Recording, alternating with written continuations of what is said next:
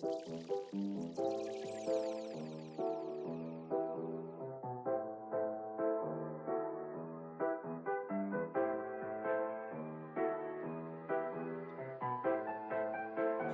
your hands, do your dance, stomp your feet, praise Him while you're here. Clap your hands, do your dance, celebrate, praise Yahweh's name. This is not a sad song, not a mad song either. I know it's been hard on you lately. Just take a breather. Tell God thank you. He gave you everything you have. Breath as life. We should be there. We should be there.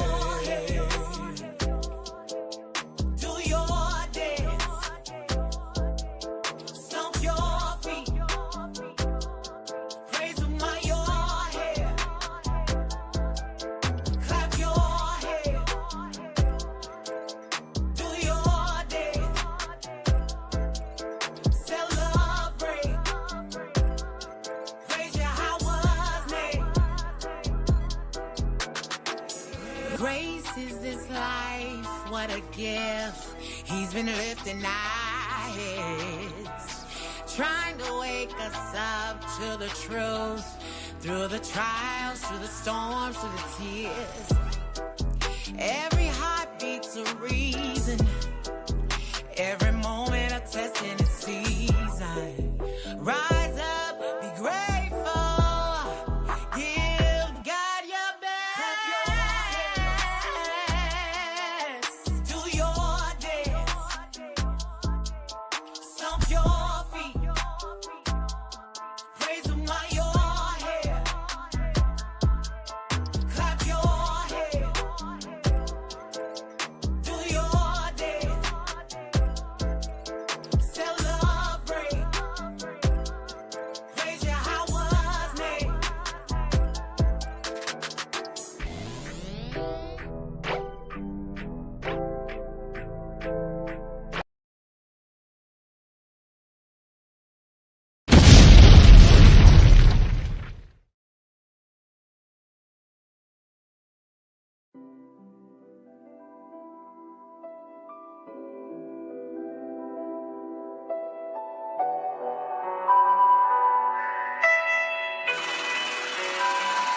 Eat money.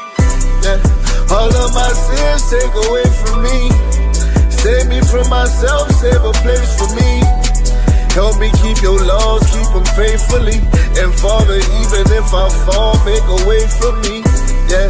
All of my sins take away from me. Save me from myself, save a place for me. Help me keep your laws, keep them faithfully. And Father, even if I fall, make a way for me. Yeah, keep me in the palm of your mighty hands. Father, don't let me fall. False excuses, know you heard them all. Could've ignored me, but you heard my call. And you refused to let your servant fall.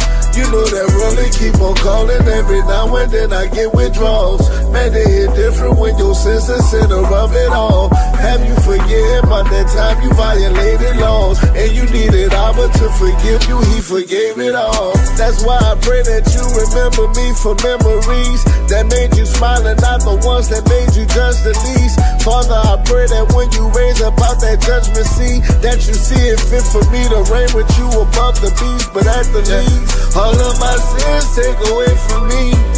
Save me from myself, save a place for me. Help me keep your laws, keep them faithfully. And Father, even if I fall, make a way for me. Yeah, all of my sins take away from me.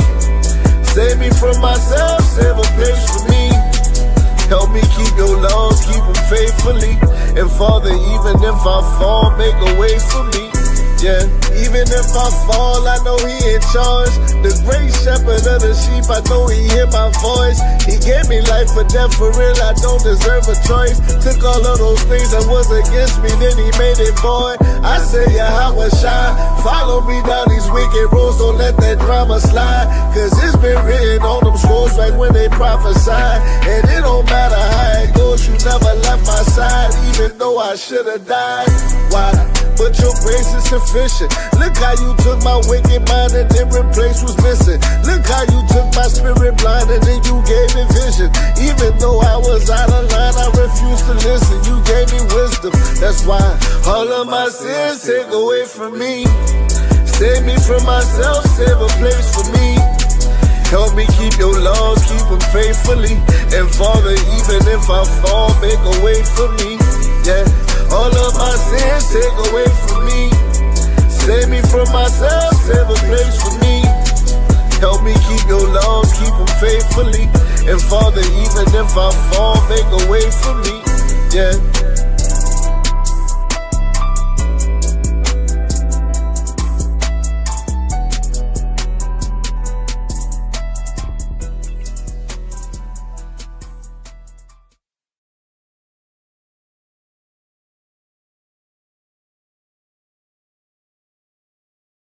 Ya Baraka, Ya Baraka, Yahweh, Yahweh, Waya Shamaka, Waya Shamaka, Yahweh, Yahweh, Ya Yahweh, Ya Yahweh, Panyawa Al Yak, Panyawa Al Yak, Waya Khanka, Waya Khanka, Yahweh, Yahweh, Yasha Yahweh, Yasha Yahweh, Panyawa Al Yak, Panyawa Al Yak, Waya Sham, Waya Sham, Laka Shalom, Laka Shalom, Yahweh Bahasham, Yahweh Bahasham, Yahweh Shah, Yahweh Shah, Barak Rapah, Barak Rapah, Yahweh, Yahweh, Yahweh Bahasham, Yahweh Bahasham, Yahweh Shah, Yahweh Shah, Barak Rapah, Barak Rapah, Yasha Allah, Yasha Allah.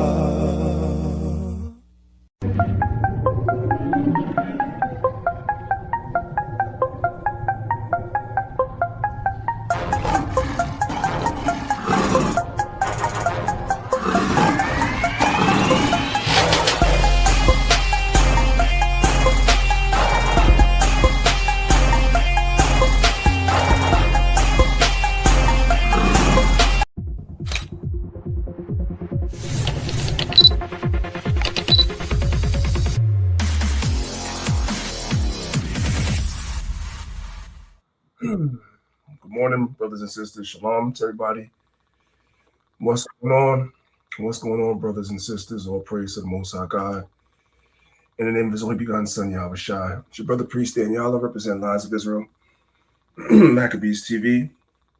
First and foremost, I want to give all praise, honor, and glory to the Most High God for allowing us to convene here yet again this Saturday and to be able to have a conversation that hopefully will edify everyone that gets a chance to listen to today's lesson.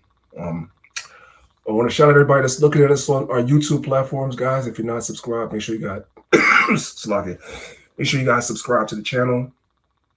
Also hit the notification bell so you guys can be notified every time that we go live on our YouTube platforms. And of course, drop a comment in the comment section. And shout out to those that are listening to the class on Clubhouse. As usual, I provided the link at the top of the room. So you guys are welcome to come over to YouTube and to look at the PowerPoint presentation that I'm going to be presenting this morning. All right. So without further ado, brothers and sisters, I'm going to open the floor for Elder Zahab to say any opening words he wants to say, and then we'll get started. But before I do that, let me say this too. For some reason, when I do my classes on Saturdays, I get a red bar on Clubhouse for some reason. I don't know what that's all about. So if there's any audio issues, like I always tell you guys, we provide a link for you guys to come over to YouTube. So there should not be any issues. With that being said, Zahab, if you want to say a couple of words, the floor is yours. Hey, shalom, please, shalom. Can I be heard? Yes. Okay. All right. All praises, man. Barakatah Yahweh. Shema Mashak Yahushua. The water, the water, the water. Amen. All praise to the Most High in the name of His only begotten Son of Mashak Yahushua. The water family for joining us here on this Shabbat. You know, you could be anywhere else. We're glad that you're with us. All praise to the Most High.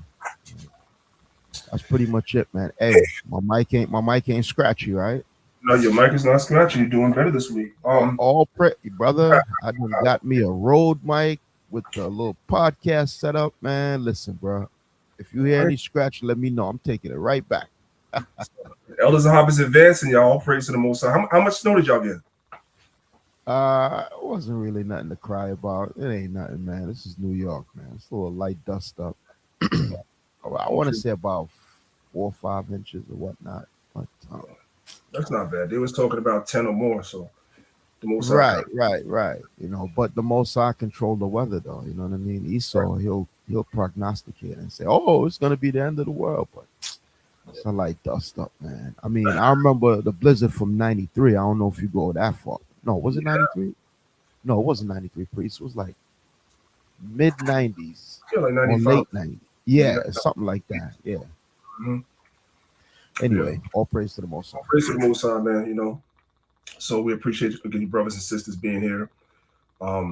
If you live in the Northeast like we do, today might be a day where you guys are snowed in and you can't go to camp. So you came to fellowship with us, and we definitely appreciate it and don't take your time for granted. So without further ado, we're going to go ahead and we're going to get into today's lesson. So as we all know, we're not breaking any new ground whatsoever. But as we know, we are in the time of year where people are, quote unquote, festive for all the wrong reasons. All the wrong reasons they're festive. And a lot of people, and in some cases, it's people that we actually love, you know, family members, friends, maybe even coworkers, acquaintances, are celebrating and observing times that they really don't know much about outside of what was taught to them through indoctrination growing up, whether they were Christians or even people that were non-religious. Pretty much most people, including myself, was raised with indoctrination when it comes to this time of year. And so normally for those that have been following the camp for years, usually on Christmas Eve, I'll do a class the day before Christmas, you know, pretty much showing the pagan origins of Christmas. All praise to the Most High this year. Elder Zahab did the class instead, so that was a beautiful thing. And the so-called New Year's actually falls in the middle of the week next week. And so I said to myself, you know, I'm going to actually teach about it on Saturday.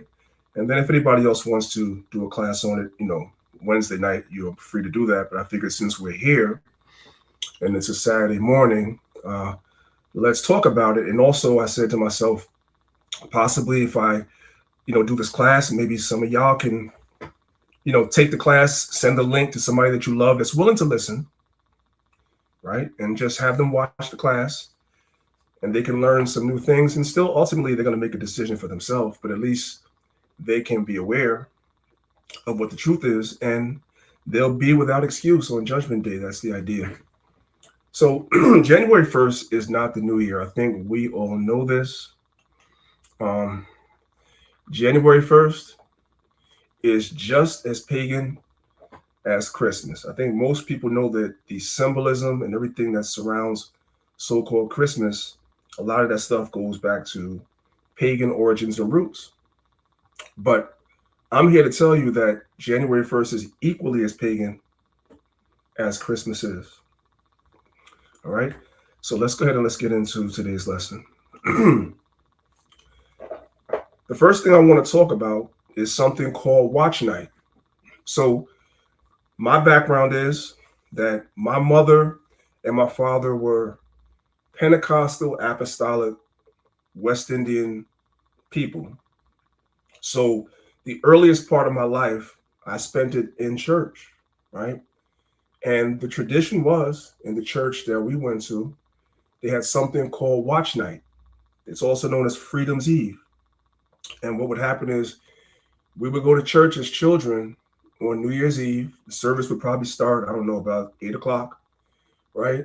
And then at about maybe let's say 11:55 p.m., it's like about 5 minutes before midnight, the service would abruptly end, and everybody would get on their knees, and everybody would be so-called praying into the new year, right? Now, I was coming up thinking that watch night was we're watching for the new year, because the people in the church that I went to never explained the history behind what watch night was. So to me, watch night was just watching for the new year. I was taught that we were praying to God as the new year came in, instead of being at a party somewhere or in Times Square waiting for the ball to drop. We'd watch for New Year's, on your knees praying to God. Pretty much that's the idea. Hey, Salakia priest, is that all denominations? Because I was raised Baptist, right? You was Pentecostal, I was Baptist, and I only heard of watch night one time. My dad told me I need to go to watch night. I was, what the hell is watch night? But they never had that in the Baptist church, so I'm just wondering.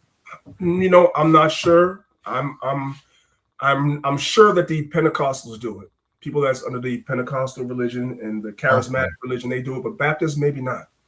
Yeah, I was Baptist. I never heard of that. If you guys that are on YouTube or Clubhouse, if you guys participated in Watch Night in your youth, y'all could put it in the chat and let everybody know. But it's definitely a tradition among some Christians. Okay, Salakia. I saw a sister said Baptist too, Elder. Okay. I maybe it was just my family and my Baptist church, but I never participated in it. But I heard of it, and just like you, priest, I thought they was gonna watch. I'm like, what are you watching for? It's like you count down to midnight. What is there to watch for? But Salaki, go ahead, please. And that's just and it's I'm not going to put any shade on the elders that come before us, our parents, because they probably didn't know.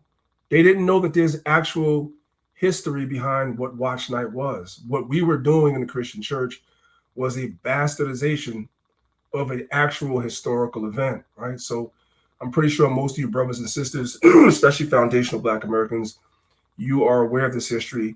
Watch Night goes back to something called Freedom's Eve, right? So the Emancipation Proclamation was written by Abraham Lincoln or passed, whatever it is, around, let's say, September of the year. And I got the slide later on. Later on in the lesson, it's going to give you the actual date. I'm kind of just paraphrasing for right now. But the Emancipation Proclamation was signed by Abraham Lincoln, I want to say sometime around September of that year, but it didn't go into effect until January 1st. So what happened was a lot of these slaves actually would meet in churches. It was one of the few places that so-called foundational Black Americans were able to meet freely. So they all met inside the church, and they waited for news of the Emancipation Proclamation actually going into effect so that they could be emancipated from slavery. That's where it comes from. It has nothing to do with January 1st or the church. But again, the church that I went to, and some of y'all in the chat saying y'all went to, never taught us this history. With that being said, let's go ahead and let's watch this video real quick. Oops, wait. You know what? That's actually not a video. Let's go back. My bad. Yeah, my bad. Okay, let's continue, guys. I got videos coming up on it. It's been a while since I did this PowerPoint. Let's go on. So the origin of December, let's start there. The word December, the root word of December is the word deci. Like when you get your decimal point, the decimal point is 10, right? So December is actually, if you look at the name, it's actually just the 10th month. And on the Roman calendar, December was actually the 10th month. So it wasn't even the new year. It was originally the 10th month. Let's continue. So now, this is the question that I was asking. How many Black churches mentioned this on Watch Night? Because Zab and I agree that the churches we went to never mentioned this stuff. We thought it was just watching for New Year's, but they're not even teaching their flock anything. Watch the video.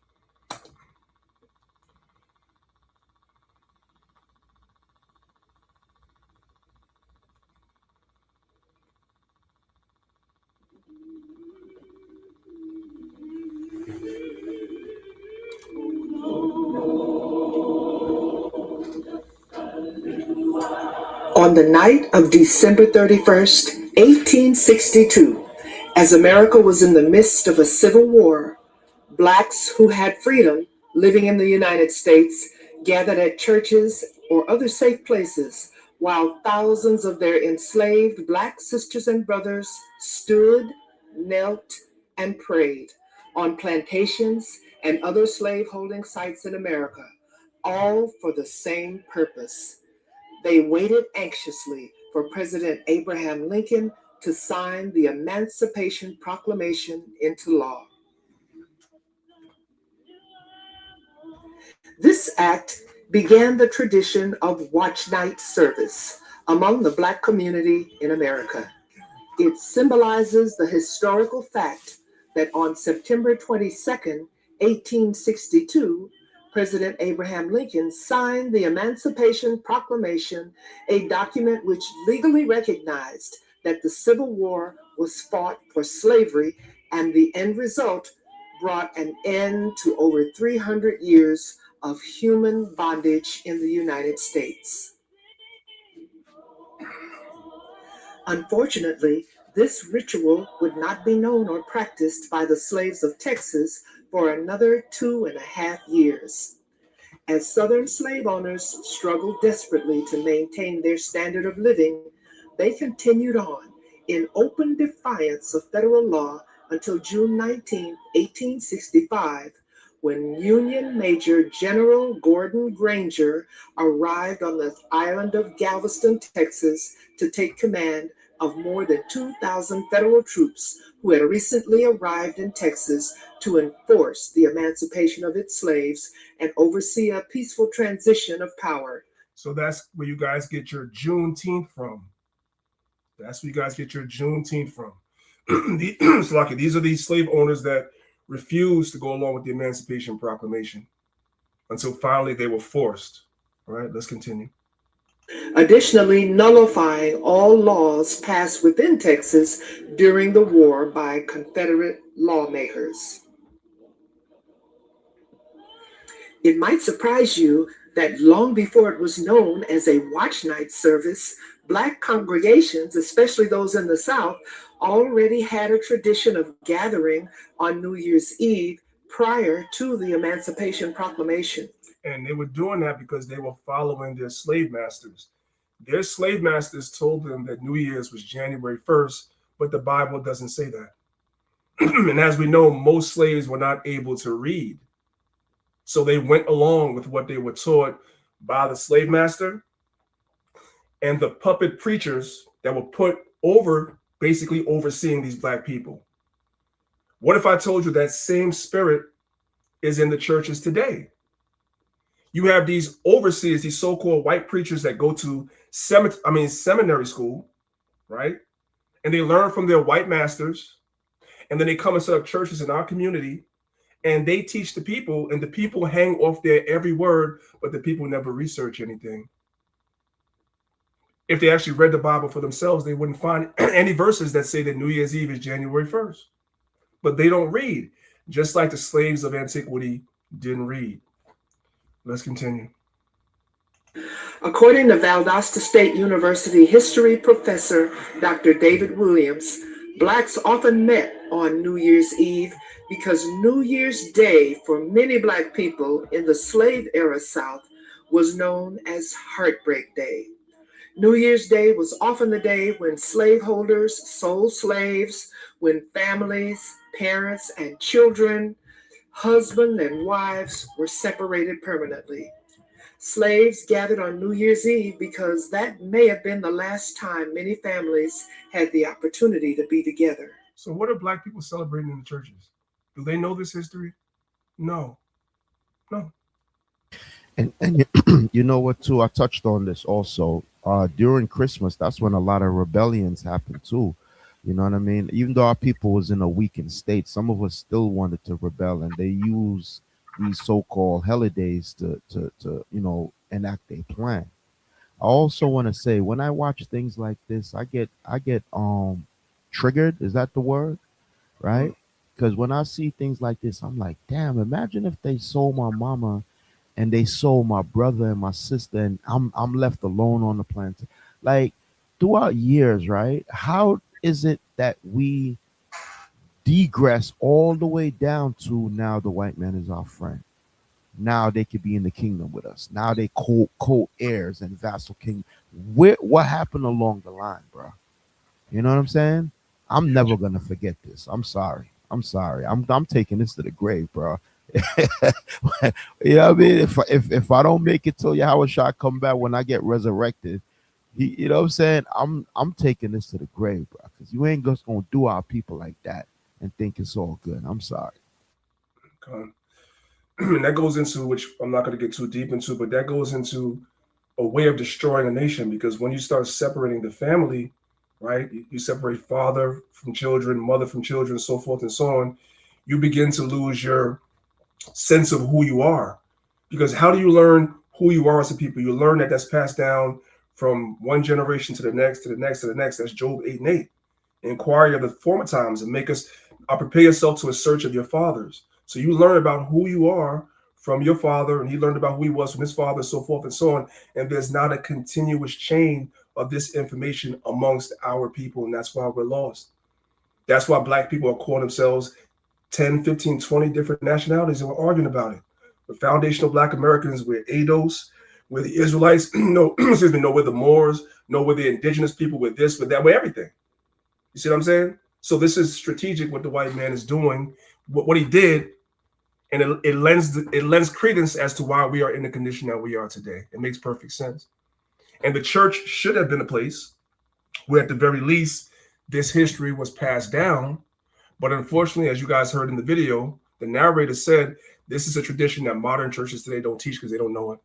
All right, let's go ahead and let's move on. Because I feel it necessary to talk about this fellow right here called Abraham Lincoln. See, in school, we were also indoctrinated that this guy freed the slaves. So some people, really most Black people, they like this guy. They think he's a great guy. And maybe some of my Israelite family that's listening to me right now, you think Abraham Lincoln was a great guy because he freed the slaves. So I got to help y'all out. I have to help you out. So we're going to come outside the PowerPoint, and we're going to come over here, and we're going to read a little bit about good old Dishonest Abe. They call him Honest Abe, but I call him Dishonest Abe. This guy's the devil like everybody else. So this is from the National Archives, and this is the title of the article. It says, Lincoln to the slaves, go somewhere else. Y'all catch that? Translation, the Emancipation Proclamation was not written to free the slaves so that the slaves could stay here and integrate into society and become great, productive Americans. No, Lincoln was like, if I let y'all go, y'all got to get out. Guess who else is saying that today? You got it. Orange 47, Donald Trump. It's the same spirit. We were lied to in school about this guy. So let's read. It says the issue of slavery divided the country under Abraham Lincoln's presidency. The national argument was simple. Either keep slavery or abolish it. But Abraham Lincoln, known as the great emancipator, may have also been known as the great colonizer when he supported a third direction to the slavery debate. Move African Americans somewhere else. Get the Black people out of the country. It's the same spirit that you guys are seeing today through MAGA, through Donald Trump, through Charlie Kirk, Turning Point USA, Tucker Carlson, Nick Fuentes. It's the same spirit. Long before the Civil War in 1854, Lincoln addressed his own solution to slavery at a speech delivered in Peoria, Illinois. I should not know what to do as to the existing institution of slavery. My first impulse would be free all the slaves and send them to Liberia. Now, Lincoln was not able to do that, but James Monroe was. James Monroe repatriated many slaves from America, freed foundational Black Americans that were freed. He repatriated them to Liberia in Africa. That's what he did. It's called the Monroe Doctrine. That's what he did. So they all had the same mindset from Lincoln all the way down to Monroe. Get these Black people out of here. Okay? My first impulse would be to free all the slaves and send them to Liberia, to their own native land. While Lincoln acknowledged that this was logistically impossible, by the time he assumed the presidency and the Civil War was underfoot, the nation was in such duress, he tried it anyway. By early 1861, Lincoln ordered a secret trip to modern-day Panama to investigate the land of a Philadelphian named Ambrose Thompson. So this guy from Philadelphia named Ambrose Thompson, he had some land in what's today known as Panama. Thompson had volunteered his Cherokee land. Give me 1 second, guys. It's lucky. Yeah, Thompson had volunteered his Cherokee land as a refuge for free slaves. The slaves would work in the abundant coal mines on the property. Brothers and sisters, do you guys understand how treacherous it is to work in a coal mine? So it's like jumping out the frying pan into the fire. So the slaves in America, they were working in the tobacco fields, in the cotton fields, whatever, in the sun, working hard and toiling, right? You're going to free them, send them to Panama, and put them in coal mines, which is even worse work. This is how the white man looks at us. It's even worse. The slaves would work in an abundant coal mine on his property. The coal would be sold to the Navy, right? And the profits would go to the freed slaves to further build up their new land. That would have never happened. The coal would have been sold to the Navy, and the blacks would have never got their money. We already know how this works. Lincoln sought to test the idea on a small slave population in Delaware, but the idea met fierce opposition from abolitionists when it went public, right? Let's go down a little bit. Right here. It says, in August of 1862, Lincoln invited 5 prominent black men to the White House, the first black delegation invited on such terms, and the topic was simple, that whites and blacks cannot coexist, and that separation is most expedient for peace. So, ladies and gentlemen, brothers and sisters, everything that you were indoctrinated about in school by Abraham Lincoln, you could take that and throw it in the garbage. You thought he was a nice guy. You thought he had a love for black people. That's why he emancipated them, because that's what you were indoctrinated with. Now we have learned that's an absolute lie. Absolute lie. Lincoln sound like MAGA. If there was MAGA back then. If there was MAGA back then, Abraham Lincoln would have been a part of it.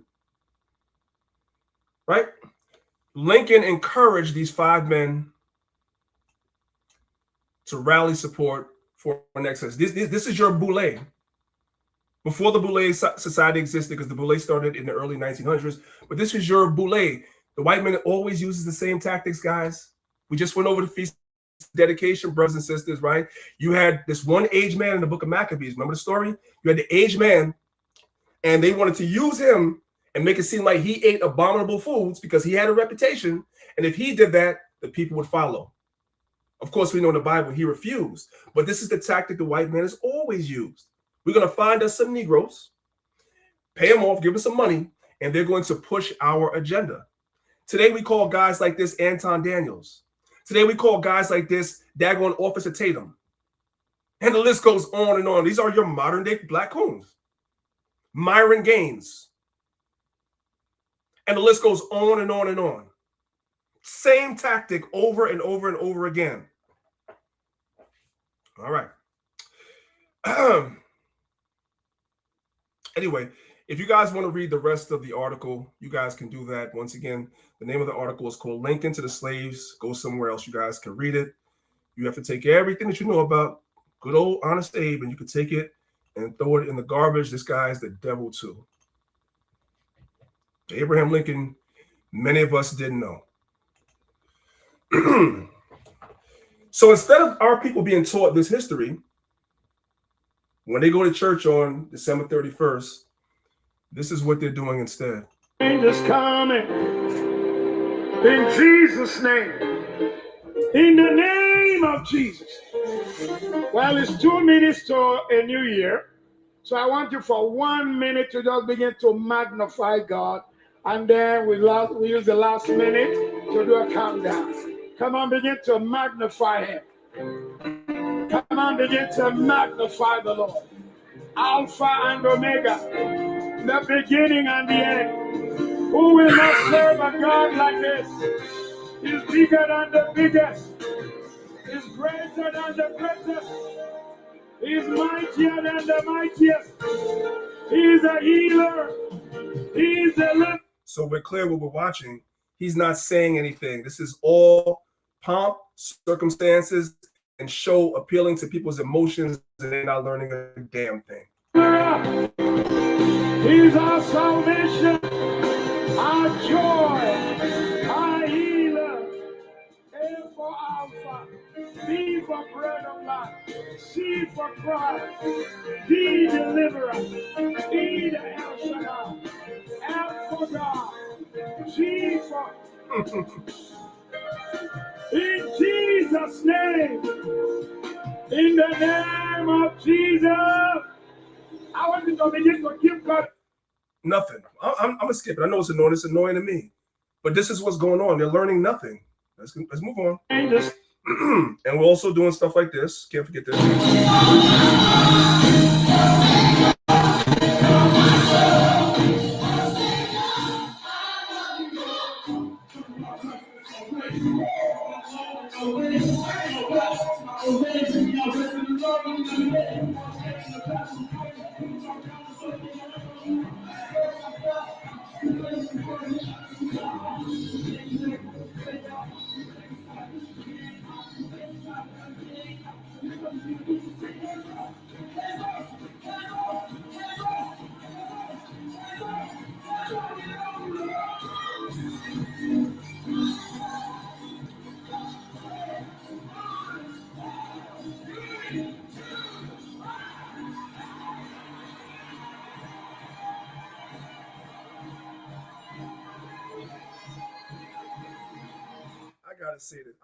I have to say it. I gotta say it. You know, I might offend somebody. That's okay. You'll forgive me later. If you look at the audiences for these both of these services, it's mostly women in there. Women are more easily seduced. The Bible tells you that. The men that you see in there, a lot of these dudes are nothing but jellyback, no backbone, spineless dudes that go because wife said you had to go to this crap, and you don't even believe in it. I'm just keeping it real. It's crazy. You being led by her instead of you leading her. And that's the problem. That's the problem. Let's continue. So let's deal with this first. The starting of the day at midnight doesn't come from the Bible. That comes from Rome. So here we have a book called Roman Antiquities, or an account of the manners and customs of the Romans. And when you come over to page 332, as you guys can see, it says the day among the Romans was either civil or natural. The civil dice from midnight to midnight. So the idea of a day going from midnight to midnight comes from Rome. And us, bringing it up to modern times today, we are in what is basically, for all intents and purposes, modern Rome. With modern Egypt and Babylon mixed in. That's why it's called Babylon the Great. Confusion, great confusion. And the reason why it's confusing is because, again, going back to the slaves on the plantation who could not read the Bible, so therefore they celebrated New Year's at midnight. They thought New Year, a day begins at midnight, right? But they had an excuse. They couldn't read. What is the excuse in 2025 in the age of information for people to still be celebrating a day beginning at midnight? Especially if you are somebody that believes in the Bible and calls yourself a Christian. That's not in the Bible. It's a Roman custom that seeped into the Christian church, and they follow it. These are the same people that come and scoff at the Israelites, but they're doing this.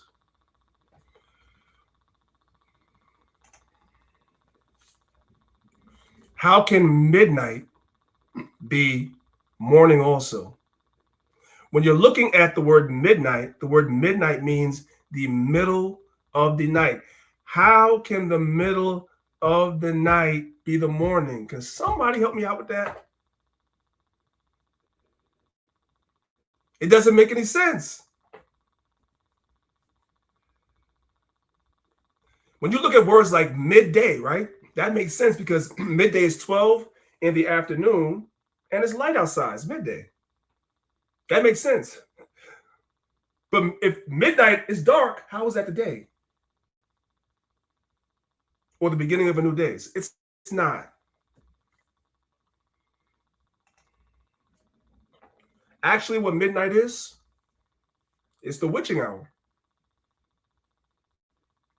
What is the witching hour? The time late at night when the powers of a so-called witch, a magician, etc., are believed to be the strongest. And this happens around midnight, conveniently at the same time that they tell you your day starts. Conveniently around the same time they tell you that your year starts. December 31st at 12 o'clock is now January 1st. It's a new day.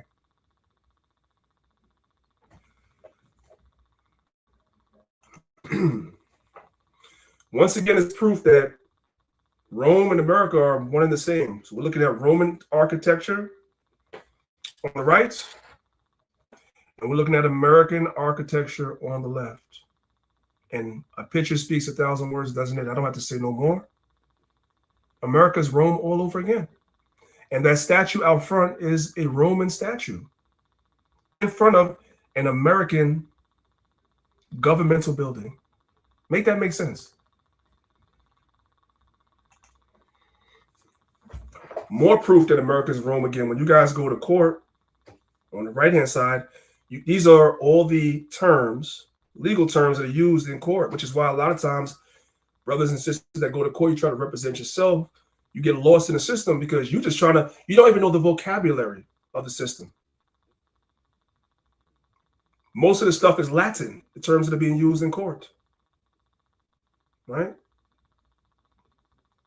So you have to go out now and buy Black's Law Dictionary.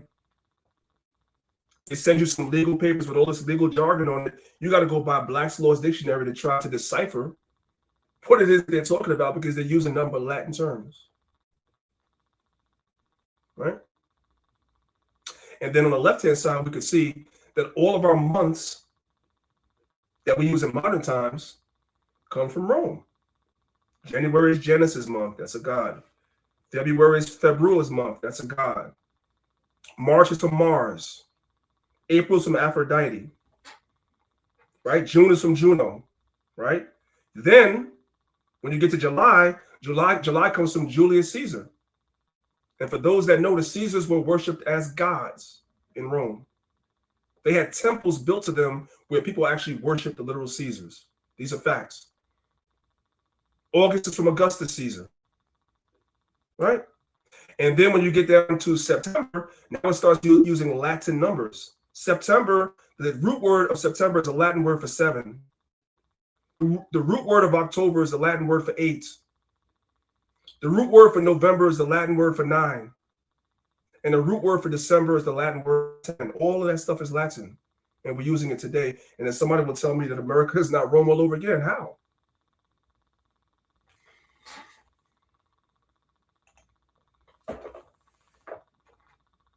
And you guys can see that I have the Latin numbers on the right, so you guys can see that the Latin numbers were translated into months. But again, it's very important to understand that December only means 10.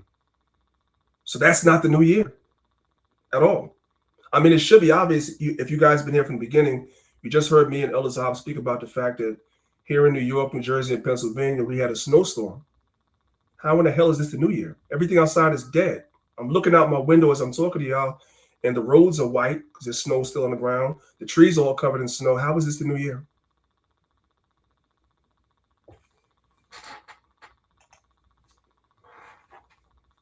Even more proof that America's Rome all over again. On the right-hand side is an image of Zeus enthroned. On the left-hand side, that's an image of George Washington posing as Zeus. This is in a museum here in America. Why would George Washington be depicted as Zeus? It's interesting, right? And by the way, he's also doing the Baphomet pose as well. George Washington right here. It's also doing the Baphomet bowls right here.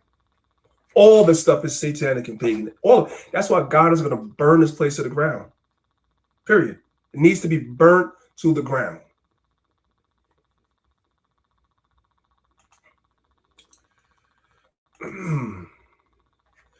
Let's talk about this guy here named Janus. Janus is the guy whom January is named after. Janus is the god of beginnings, gateways, transitions, doorways, etc. All right? Let's watch this video and get a little bit of history, background history on who Janus is.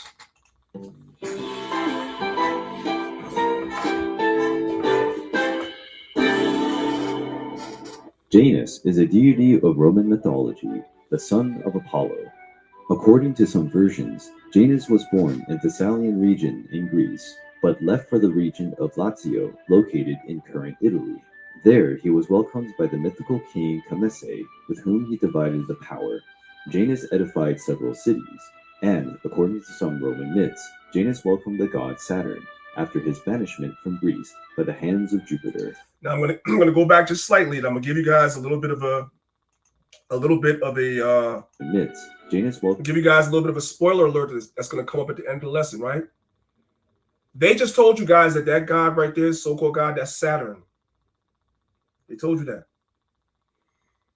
What you guys are gonna learn by the end of the lesson is that image in the Sistine Chapel that Michelangelo painted.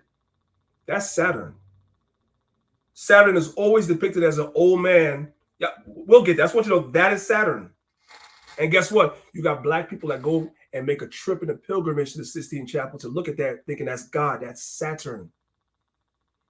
And some of these churches have these images in their churches of a white God. That's not God, that's Saturn. But we'll get there. We'll get there. From the god Saturn after his banishment from Greece by the hands of Jupiter.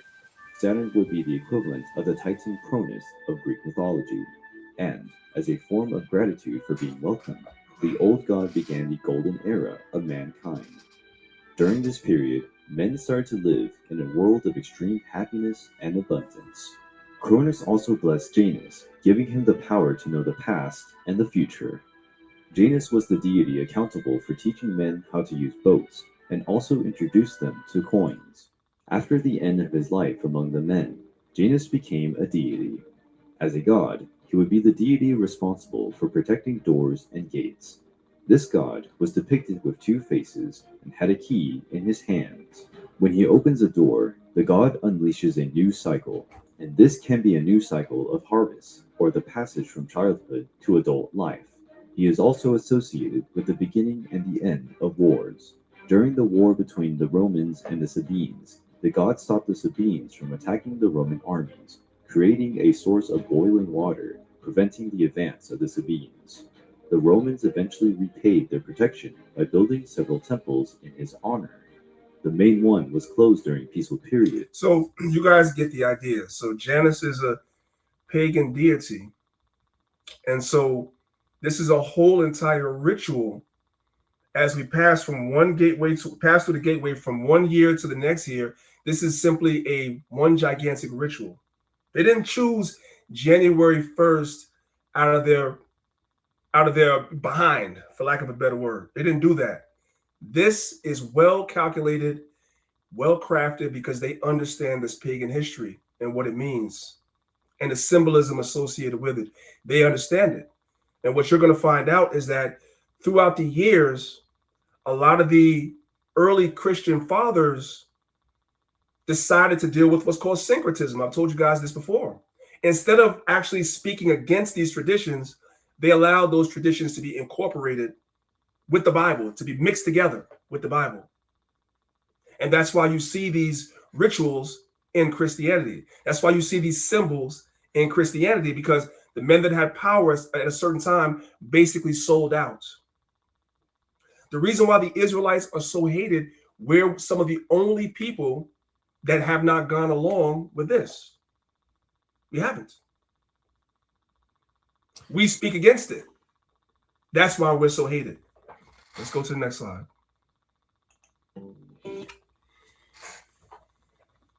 So again, I have a list here of all the different months, where they come from, etc., right? But this is kind of redundant. I showed you this on another slide, so let's go to the next one. So now we're going to come and we're going to look and see. We're on a website called dictionary.com, and we're at a portion that says, what does September mean? And you guys can see the word September simply means 7th month. It was the 7th month on the Roman calendar. Okay, let's go to the next one. October. October was the 8th month on the Roman calendar. November was the 9th month. For those of you guys that speak Spanish, how do you say 9 in Spanish? You say nueve. Because Spanish basically comes out of the Latin anyway. So it's just the same thing as 9. Right? And of course, December is 10. So clearly, if December is the 10th month, it can't be the new year, because a year has 12 months. So something is wrong.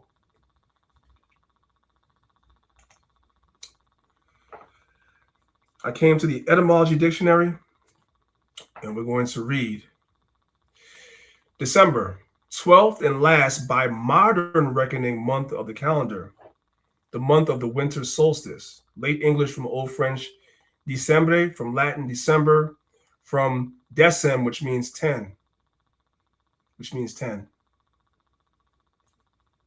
Okay, let's move on. So now, let's talk a little bit about a little bit of history. You have something called the Calendar Reform Act of 1582.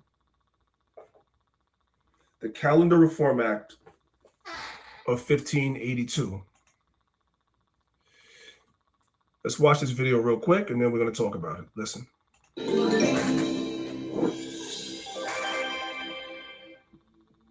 Have you ever wondered why we celebrate New Year on January 1st? Well, it wasn't always so. There's been a lot of toing and froing over the past 2,000 years before this date was consolidated.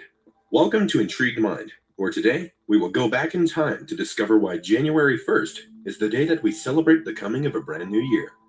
The earliest recorded celebrations of New Year's were made by the Babylonians in around 2000 BCE.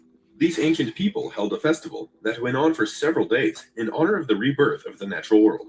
They called it Ekitu, and it took place at the beginning of spring. By the time of Rome's legendary founder, Romulus, the Romans had developed their own calendar based on the phases of the moon. It is believed that the Romans developed their lunar calendar using knowledge that came to them from the Babylonians and the Greeks. However, this 305-day-long calendar, which was based on the 10-month-long phases of the moon, did not match with the solar year, which at 365 days ran closer to 12 months. At this point in time, the Romans celebrated New Year during the vernal equinox, which is one of the 2 days each year when day and night are of the same length and generally falls around March 20th in the northern hemisphere. Enter Numa Pompilius. So, we saw 2 civilizations from the ancient Babylonians all the way up until the early Romans. When the early Romans came into power, they were celebrating New Year's in the spring.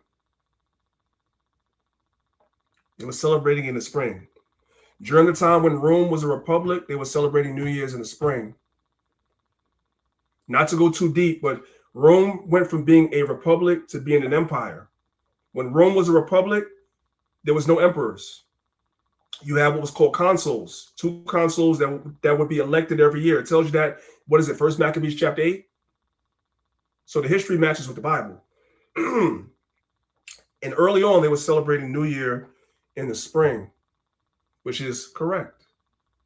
And then something changed. Let's go. Who, according to legend, reigned from 715 to 673 BCE as the second king of Rome after Romulus. It is Numa Pompilius who is credited with the establishment of a fixed calendar. This calendar used calends, which was the first day of the month, and is where we get the word calendar from.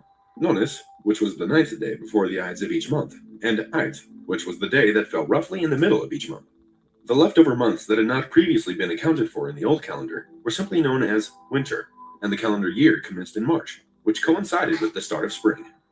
Numa Pompilius added 2 extra months so that the length of the calendar now matched the length of a solar year. The first month was named Janus, after the Roman god of time, transitions, beginnings, and endings. The second month was named Februarius, in reference to the purification ritual that the Romans undertook on the 15th of February each year. So there were rituals associated with these months. December has its own rituals with Mithras and Saturnalia. January has its own rituals with Janus and Kronos, and February has rituals too. So when you start seeing certain days being associated closely with Christianity, it's because the Christians of certain empires simply just caved in. They caved in. Khan. And speaking of that too, I went into also there was I don't know if you're gonna add this too, priest. There was a Emperor Aurelian. He's the one that just blended everything in for Saturnalia also. That's why the Christians have it for December 25th. It's funny you mentioned their feasts and whatnot, because same thing for quote unquote Easter, right? All these Christian anything on the Christian calendar goes back to some Roman freak off party or some disgusting pagan occult ritual, and they just remixed and flipped it. You know what I mean? So that's why we got no business celebrating nothing on their days. Right. And we can read now. So there's no excuse. Being ignorant is a choice. And most Christians choose to be ignorant. Let's keep it real. Thus, the calend was the first day of January, which was the first month. So it made sense that the first day of the new year was on January 1st.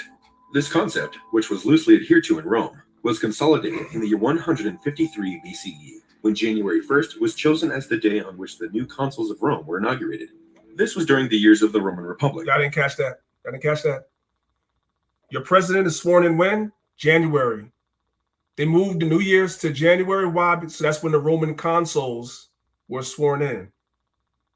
America literally aligns with Rome in every way. So it made sense that the first day of the new year was on January 1st. This concept, which was loosely adhered to in Rome, was consolidated in the year 153 BCE, when January 1st was chosen as the day on which the new consuls of Rome were inaugurated.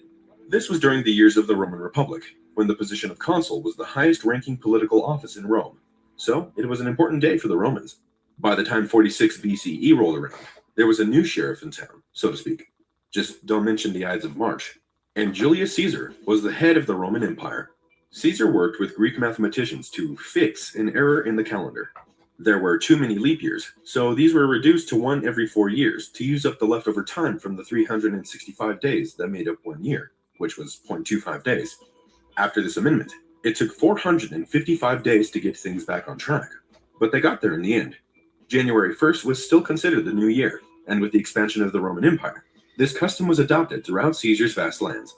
Once the Roman Empire... So whatever lands that the Romans ruled over, it doesn't matter what these countries believed the new year was before.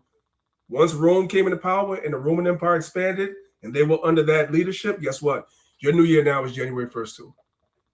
Right? That's why the Bible says the whole world is covered in darkness, gross darkness, complete darkness. Empire collapsed and Christianity took hold throughout Europe from the 4th century CE onwards. The custom of welcoming the beginning of a new year on January 1st was cast aside in favor of a date that was sacred to this new religion, March 25th, the day of the Annunciation. So what happened was, and pardon these fake images of Christ and whatever, what happened was the Christians just figured out a date. I don't know how, but they figured out a date of what's called the Annunciation, which is off, by the way. If you don't know what the Annunciation is, that is what you read in the book of Luke when the angel came and told Mary that she was going to be bring forth Christ. That's called the Annunciation, right? So they picked a day and said, you know what, March 25th is the day of the Annunciation. That's the day that Mary was told that she's about to get pregnant, whatever like that, and they made that the new year. Now that's off. However, because it's falling around March 25th, which is about the springtime, it's more accurate than January 1st, if y'all understand what I'm saying. So they were right to kind of move it more towards the spring. That's correct. And what you guys are looking at is a yo-yo effect with the calendar, back and forth, depending on who's ruling. Archangel Gabriel appeared before the Virgin Mary to tell her of the Immaculate Conception. Indeed, the liturgical calendar was now the most important calendar to Christians. January 1st was not an important feast day for this religion, so they did not mark the coming of the new year with this date. This liturgical calendar was predominant throughout Europe in the early medieval period in terms of special days, used alongside the Julian calendar to mark the passage of one year. It was not until the year 1582 that the Pope at the time, Pope Gregory VIII, decided that the Julian calendar needed an overhaul. Up to this point, the number of leap days in the Julian calendar was still causing problems, especially at Easter time, which was supposed to fall on the Sunday after the first full moon, after the vernal equinox. Incidentally, this was the same time that the ancient Babylonians celebrated Akutu, the festival of rebirth. Just as Easter is the time of Jesus' resurrection, Christianity always tried to match their important times of the year with pagan celebrations to make the transition from paganism to Christianity more appealing. Y'all caught that? Did y'all catch that? Let's listen to that again. Let's listen to that again. The festival of rebirth. Just as Easter is the time of Jesus' resurrection, Christianity always tried to match their important times of the year with pagan celebrations to make the transition from paganism to Christianity more appealing. So they compromised. That's why Easter and Passover are so close. That's why dedication and Christmas are so close. Because we had some amongst us that would compromise. They wanted more people to come in. Just like the churches today compromise. They don't teach the real gospel. They don't condemn sin really. Why? Because they want the people to come in. The more people that you have is the more money that's coming into the church. So you make compromises. You allow a Christmas tree in your church knowing daggone well that that has nothing to do with the Bible. It's wicked. Let's continue. But that is a story for another video. Back to Pope Gregory. He had his calendar printed and issued in a papal bull, which meant it was canon law, and therefore had to be adhered to. This papal bull stated that January 1st was once again to be considered the first day of the new year, and it listed all of the feast days in the Christian, now Catholic, calendar in order, from January 1st up until December 31st. However, by this point in time, the Catholic Church was not the only Christian superpower in town. Italy, Spain, and Portugal had no problems getting on board with Pope Gregory's new calendar, but Protestant countries shirked the use of the Gregorian calendar, because why should they adhere to something issued by a Catholic pope? So the Protestant countries of Europe, Britain, and the British colonies stuck with the Julian calendar. Incidentally, even today, the Eastern Orthodox Church still uses the Julian calendar. Fun. So you guys can understand, those are the countries that were not controlled by the Roman Catholic Church. Now, I've gone over this history before. I don't remember if I went over it in class or if I went over it in the academy, but a lot of that goes back to Henry VIII. Henry VIII is the one that made Britain leave the Catholic Church. Prior to Henry VIII, Britain was a Catholic kingdom as well. But when Henry VIII came into power, he was married to a woman that he didn't want to be married to. She was way older than he was, and he was married to her since he was a little boy. You know, that's how that went back then. You know, you made these marriages for alliances and peace between kingdoms. So he had to marry a woman that was way older than him that he didn't want. So once he became king, he went to the Pope and was like, look, I want to divorce her so I can marry her. And the Pope said no. And so he broke off from the Catholic Church and started the Church of England. And because they were not under the Pope's authority, they didn't go with this calendar reform back in 1582. They were still using the Julian calendar. So you had the world, basically the Christian world, which most of Europe and any place in like maybe the Middle East, Levant, they were both on two different calendars. It was confusion. In the 1751, the New Style Act calendar was issued in Britain, which declared that New Year's Day would be celebrated on January 1st. This calendar was an act of the British Parliament. Lord Chesterfield was the man behind it, and he had the good sense to see that it was time for Britain and the British Empire to adopt the Gregorian calendar. This calendar was also known as the Chesterfield Act, or the British Calendar Act of 1751. It was declared that this act was for regulating the commencement of the year and for correcting the calendar now in use. The New Style Act calendar changed the start of the legal year from March 25th to January 1st. It kept... So y'all guys see how it keeps bouncing back and forth? And the reason for that is because it's not scripture. These are just people imposing their will. and their opinions on the people. None of this is based on the scriptures. The scriptures are clear. The new year begins in the month of Abib. The Bible is clear. It should have never been all this back and forth. All right, let's move on. So this is the book of Daniel, chapter 7, verse 25. And he shall speak great words against the Most High, and shall wear out the saints of the Most High, and shall think to change times and laws. And that's what you were watching in that video, the bouncing back and forth of the calendar. They're changing times and laws. That's what they're doing. Let's move on. Did you know that October 5th to October... So real quick, let me go back. Sorry, let me go back. I want you guys to watch this video real quick. Listen to this. Did you know that October 5th to October 14th, 1582 did not exist ever? We just skipped... Did y'all catch that? Some of you guys never knew that. Let's watch it again. Did you know that October 5th to October 14th, 1582 did not exist ever? We just skipped those 10... One second. So guys, look, October the 5th to October 14th, 1582, those dates were actually erased from the calendar. Did you guys know that? They erased those days. How do you do that? But they did it. Okay, let's watch the video now. Did you know that October 5th to October 14th, 1582 did not exist ever? We just skipped those 10 days. Currently, Gregorian calendar is used commonly across the world. Before October 1582, Julian calendar was used extensively. In October 1582, a change was made from the old Julian calendar to the new Gregorian calendar. To align the change in seasons between these two calendars, Pope Gregory XIII deleted 10 days from the year 1582. The Pope deleted 10 days from the calendar. When we switched from the Julian calendar to the Gregorian calendar, which is named after him, he deleted 10 days from the calendar. The Bible says he so would do that. He would think to change times and laws, and he did exactly that. On the 29th of September 1582, Philip II of Spain passed the change from the Julian to the Gregorian calendar. This affected much of Roman Catholic Europe. Hence, October 4th of the Julian calendar was immediately followed by October 15th in the Gregorian calendar at year 15. So when they switched from the Julian calendar to the Gregorian calendar, on the Julian calendar, it was October the 4th. They went directly from October the 4th all the way to October 15th. They skipped those days in between. That's what they did. 82. This is also the reason why the Catholic Easter does not always coincide with the Orthodox Easter, as Catholic Church follows the Gregorian calendar while Orthodox Church follows the Julian calendar. Subscribe to Crisp Facts. So you guys could just see the confusion that Esau has done when all the stuff, the Bible already tells you what it is. So we're in the Zondervan Illustrated Bible Dictionary. We're going to look up the month of Abib, right? The word Abib is the first month in the Jewish religious calendar, corresponding to March or April. So it should take place at the end of March or early April.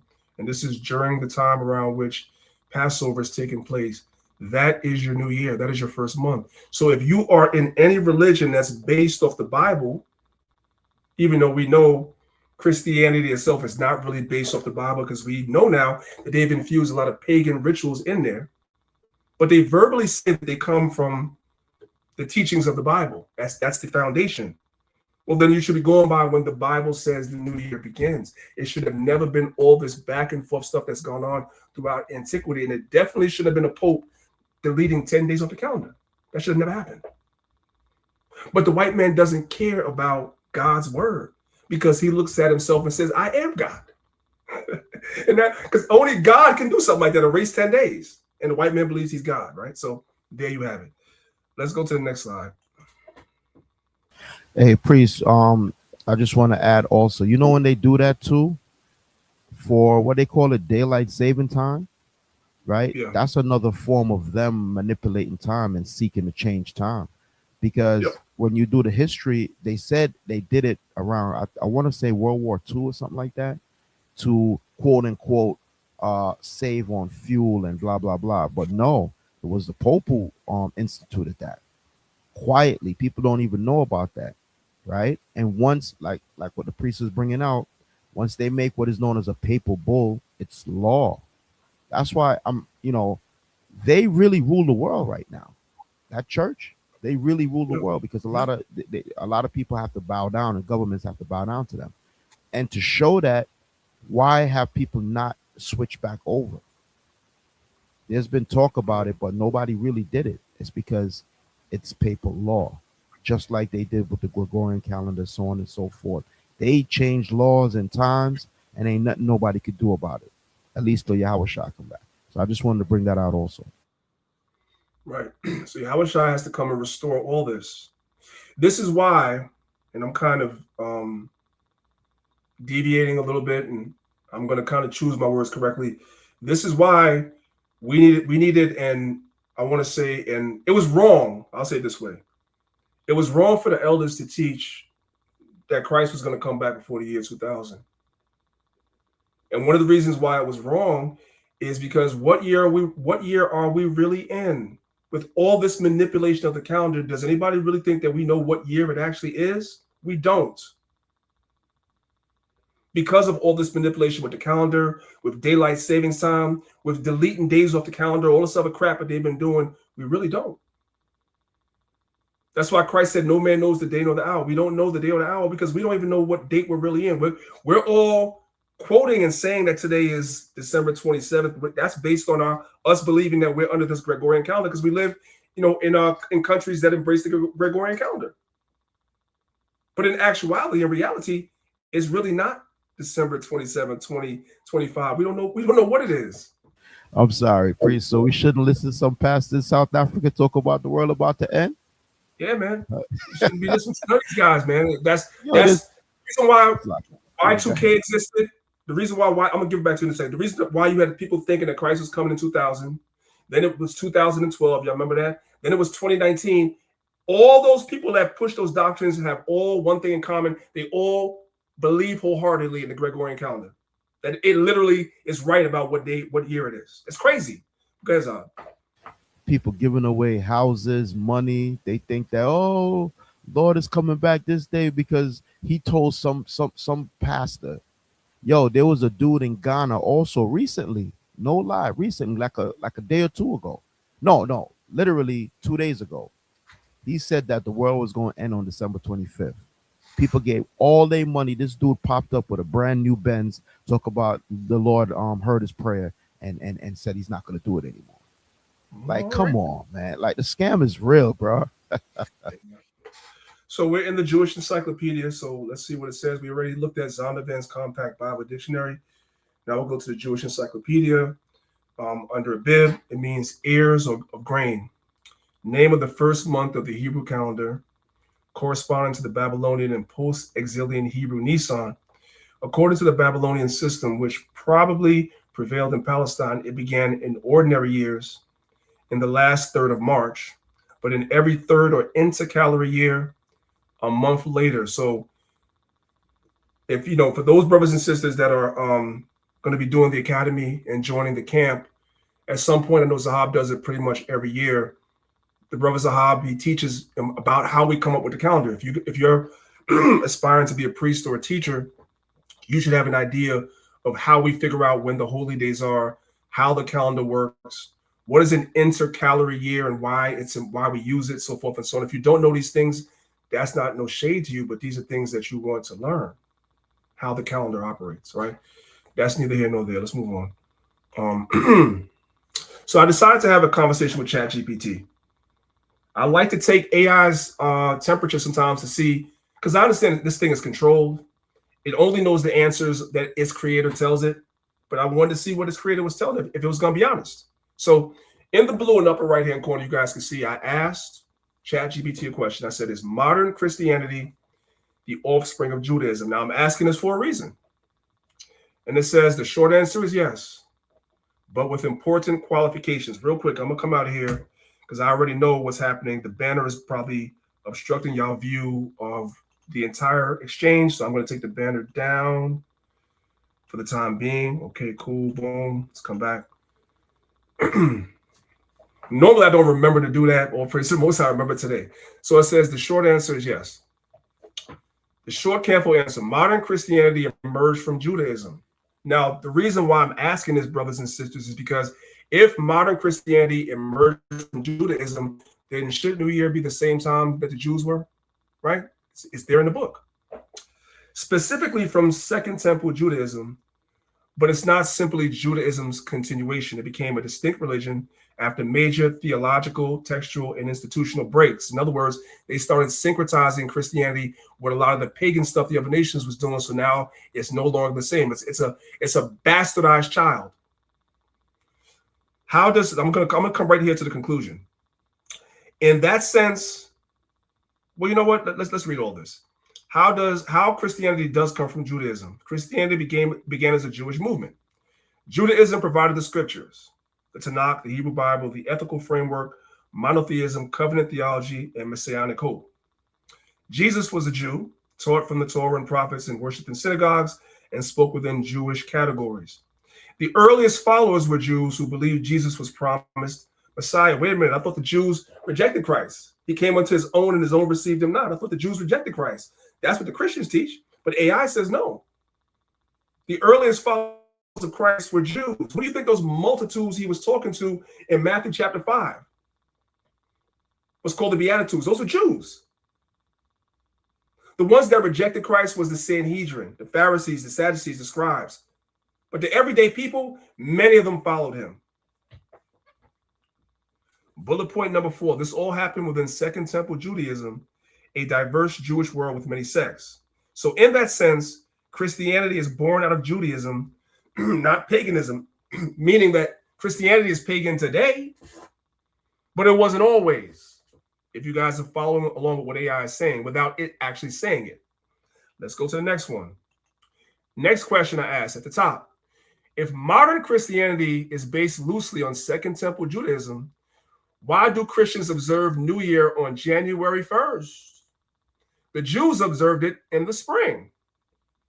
It told me that's a very good question, and it gets to the heart of where Christianity departs from its Jewish roots. Short answer.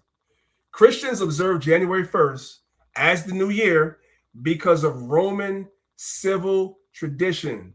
That's why they were celebrated at midnight. Remember earlier I showed you guys the book that's that whole idea of the new year coming in or a day coming in at midnight. That goes back to Rome. And so the Christians followed that, not the Bible. They were following Rome. Christians observe January 1st as the new year because of Roman civil tradition, not biblical or Jewish tradition. So yes, they come out of Judaism, but they decided to follow the Romans instead. It has nothing to do with Second Temple Judaism and everything to do with the Roman calendar Christians later adopted. So the Christians decided to adopt the Roman calendar, and the Roman calendar says January 1st is the new year to celebrate their god Janus, so forth and so on. And the Christians said, cool, we down. We're down.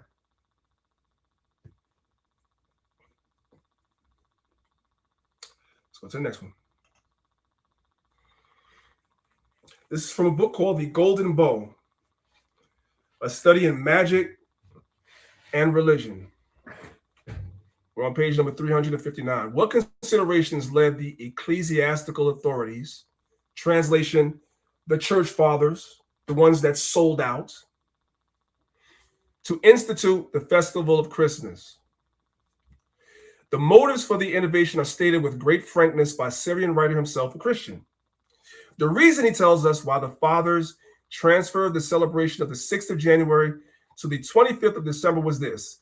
It was a custom of the heathen to celebrate on the same 25th of December, the birthday of the sun, because that's what you're doing. That's not when Christ was born. At which they kindled lights in the token of festivity. In these solemnities and festivities, the Christians also took part. That's what I've been trying to tell y'all now for the last 2 months. These Israelites that are in these places like where Paul is writing to, these Israelites are mixing the Torah and the teachings of the Bible with Roman and Greek practices. That's what they're doing. That's what they're doing. So the Jews that were in the land looked at these people as foreigners. You got to immerse yourself, get out of religion,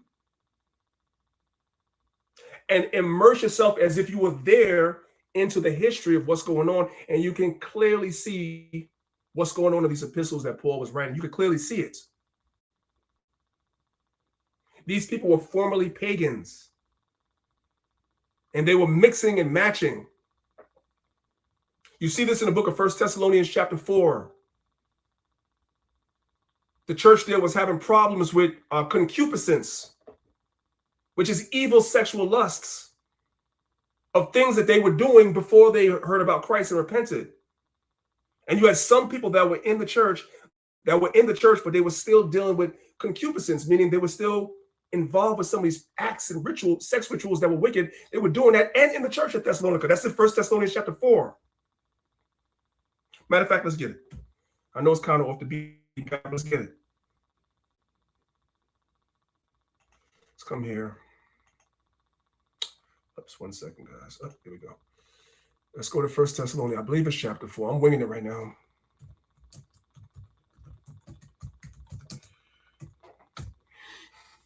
If I spelled that right. Did I spell that right? Yeah, I did. Okay.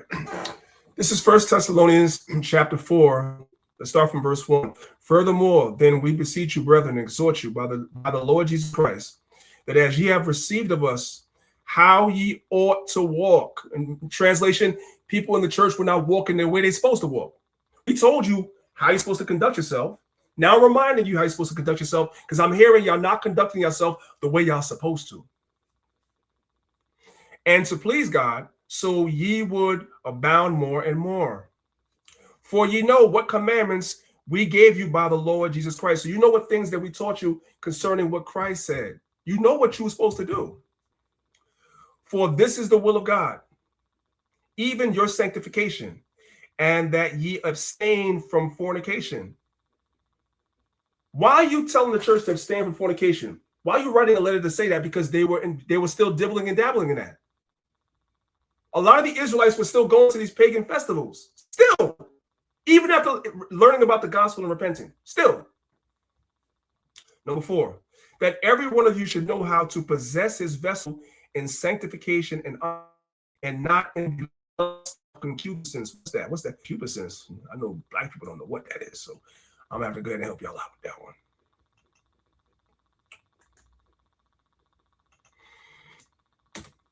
Concupiscence means strong sexual desire. There were people in the church at Thessalonica that were having an issue with lust and strong sexual desire. That's what the word concupiscence means. Now, you might ask yourself, well, what was these desires? So let me see if I can find it real quick. If I can't, then that's okay, because it's kind of off the topic anyway. Don't bring up Cabra. Oh, Lord, don't do that. Well, I have to do it. Good Lord, man. And you know what? It was, while you're looking that up, it was the church fathers also. Some of the elders in the church was doing that and leading the people astray. That's why that whole syncretism took a hold, because they try to blend in foolishness like what the priest is going to show you and try to blend it in and say, yeah, this is the way of the Lord. Madness. So you guys are looking on your screen. I did a quick search. It says the Cabras cult was in Thessalonica, and we're reading 1 Thessalonians chapter 4. There's some concupiscence going on in the church. So Paul has to write them and remind them, you got to keep your vessel. What is concupiscence? Strong sexual desire. What kind, you might ask, priest? Okay, well, the Cabras cult in Thessalonica focused on mysterious, chthonic deities linked to fertility, seafaring, and secret initiation rites, with phallic symbols being prominent expressions of given life. Does everybody know what a phallic symbol is? Do I have to say it? It's the male reproductive organ, right? This is what was going on in these cults in Thessalonica, and you had people in the church that were still falling into that. Still. Okay? So now, this is what Paul was dealing with. This is why the Jews that were in Jerusalem were looking at these people as Gentiles and foreigners. Like, nah, they're off. Anyway, coming back here to the PowerPoint, we're seeing the same thing. So it says, It was a custom of the heathen to celebrate on the same 25th of December, the birthday of the sun, at which they kindled lights in token of festivity. In these solemnities and festivities, the Christians also took part. So what you guys are seeing is that these newly converted Christian Israelites that were following Christ was still messing with the pagan stuff too. And what happened was, as time went on, the church fathers decided it'd be better just to meld the two together, mix the two together, so that way they could keep the people. Right? And that's what you're looking at in church today. Accordingly, when the doctors of the church perceived that the Christians had a leaning to this festivity, in other words, they liked that wicked stuff. They liked it. They took counsel and resolved that the true nativity should be solemnized on that day, and the festivity of the Epiphany on the 6th of January. So basically, the church fathers simply decided to go along with the madness. That's what you guys are seeing. All right. This is the book of Jeremiah, chapter 2, verse 20. It says, "For of old time I have broken thy yoke and burst thy bands, and thou saidest, I will not transgress." What are these bands and yokes the Most High busted? Us being in captivity. Just go throughout the book of Judges and look at what happened. The Most High would raise up a judge. They would deliver Israel. Then when Israel was delivered from these other nations, what happened? We would go right back into being in sin again. And the Most High would allow another nation to come and basically rule us, right? And then we would cry out to the Most High about this nation. The Most High would raise up another judge. We'd be delivered. We'd go right back into sin. And another nation would rise up, put us in captivity. We cry to the Lord. Most High sent another judge. So this happened over and over and over and over again. Jeremiah 2, verse 20, it says, "For of old time I have broken thy yoke and burst thy bands, and thou saidest, I will not transgress." Of course, when somebody's in distress, they're going to say anything. So we said, you know what? Thank the Most High for sending Samson. Thank the Most High for sending Gideon. You know what? We're going to get it right this time. We're not about to do that stuff anymore, right? When upon every high hill and under every green tree thou wanderest and playest the harlots. So we said we was going to do something, and then we didn't do it. Over and over again. And such it is that you see today. Let me show you guys this video of this Christian church and what they're doing on January 1st in honor of the so-called Most High that they say they worship, that they do not. Check this out, y'all. Some of y'all may have seen this already. This is from a couple of years ago. New Year's Eve 2024 at the Dream Center in Atlanta. Bishop William Murray II. Come on with it. Come on, look at him again. So you got to work the prophecy. You got to work. This year, you got to stand up. You got to walk it out. That's how we going out of here tonight. Look at your neighbor and say, walk it out. Y'all see all the balloons, all the festivities? Look at your neighbor and say, walk it out. They trying to act like they don't know what you're referring to. Look at them and tell them, walk it out. Hey, now walk it out. Now walk it out. Now walk it out. Now walk it out. Now walk it out. Now walk it out. Now walk it out. DJ, walk it out. We ain't gonna walk it out. No, walk it out. Here we go. This is church, y'all. This is church. Hey, priest, you know why people don't want to leave the church, brother? Because why leave the streets when I can have the best of both worlds? I could do the walk it out. I could do all of that. I could eat pork. I could do all of that and still come to God. So that's why people love Christianity, bro, because it's like you get the best of both worlds. If you're an Israelite, what do you mean? I got to stop doing this? I got to stop doing that? Nah, I'm going to be a Christian, because at least with Christianity, God knows my heart. You know what I'm saying? I can still bless this pork, and I can eat, and I can still celebrate Christmas and all these wicked days, and God still love me. So in essence, it's a perfect marketing plan, bro. It's a perfect marketing plan. Real quick, just came to me, so I'm gonna go to it real quick. Let's go to the book of Jeremiah, chapter 18. We're gonna pick it up from verse 18, right? This is Jeremiah 18, verse 18. It says, "Then said they, Come, and let us devise devices against Jeremiah. Jeremiah is going to be symbolic of us, the Israelites that are teaching today in the truth. Because we're experiencing the same thing that Jeremiah is going to experience. It says, then said they, come and let us devise devices against Jeremiah. For the law shall not perish from the priests, nor counsel from the wise, nor the word from the prophet. Come and let us smite him with the tongue, and let us not give heed to any of his words. So they had set up a plot and said, you know what? We're going to smite this man with our tongue. We're going to speak against him. We're going to speak down upon him. Because as long as this man is allowed to continue to do what he's doing, he's not going to stop teaching. And he is literally a mirror. Excuse me. He's literally holding up a mirror, which is the Bible. And we don't like the reflection that we see in this mirror because we know that we're off. So we don't want to hear that we're off. So you know what? We're going to devise devices against him and speak against him. We're experiencing the same thing, like Zahab was just saying. The reason why the Christians hate the Israelites is for one reason and one reason only. Is because we are a reminder that they're in church doing stuff like this. We are a reminder they're not being taught nothing. They're able to come into church and come as they are.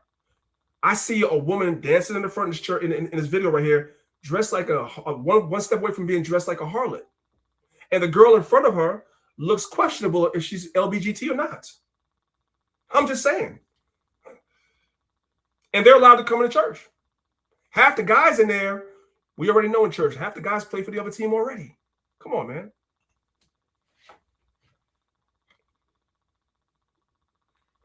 You got to work the prophecy.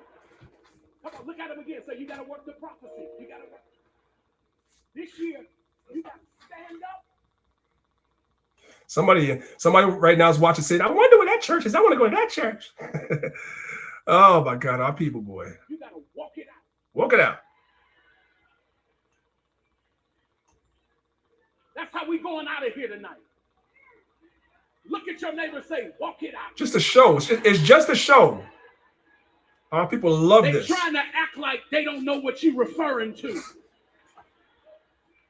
Look at them and tell them, walk it out. Hey, now walk it out. Now walk it out. Now walk it out. Now DJ, now walk it out. DJ, walk it out. Now walk it out. DJ, walk it out. We need to walk it out. No, walk it out. Here we go. Now walk it out. Now walk it out. Now walk it out. Now walk it out. Now walk it out. Now walk it out. Now walk it out. Now west side walk it out. South side walk it out. East side walk it out. North side walk it out. Hey, bend your back, yo. Do it with no hands. Now stop popping rolls. Now keep it sanctified. I need you to walk. Wait. How do you keep that sanctified? How? I don't know how you keep it sanctified. Now keep it sanctified. I need you to walk it out. Come on.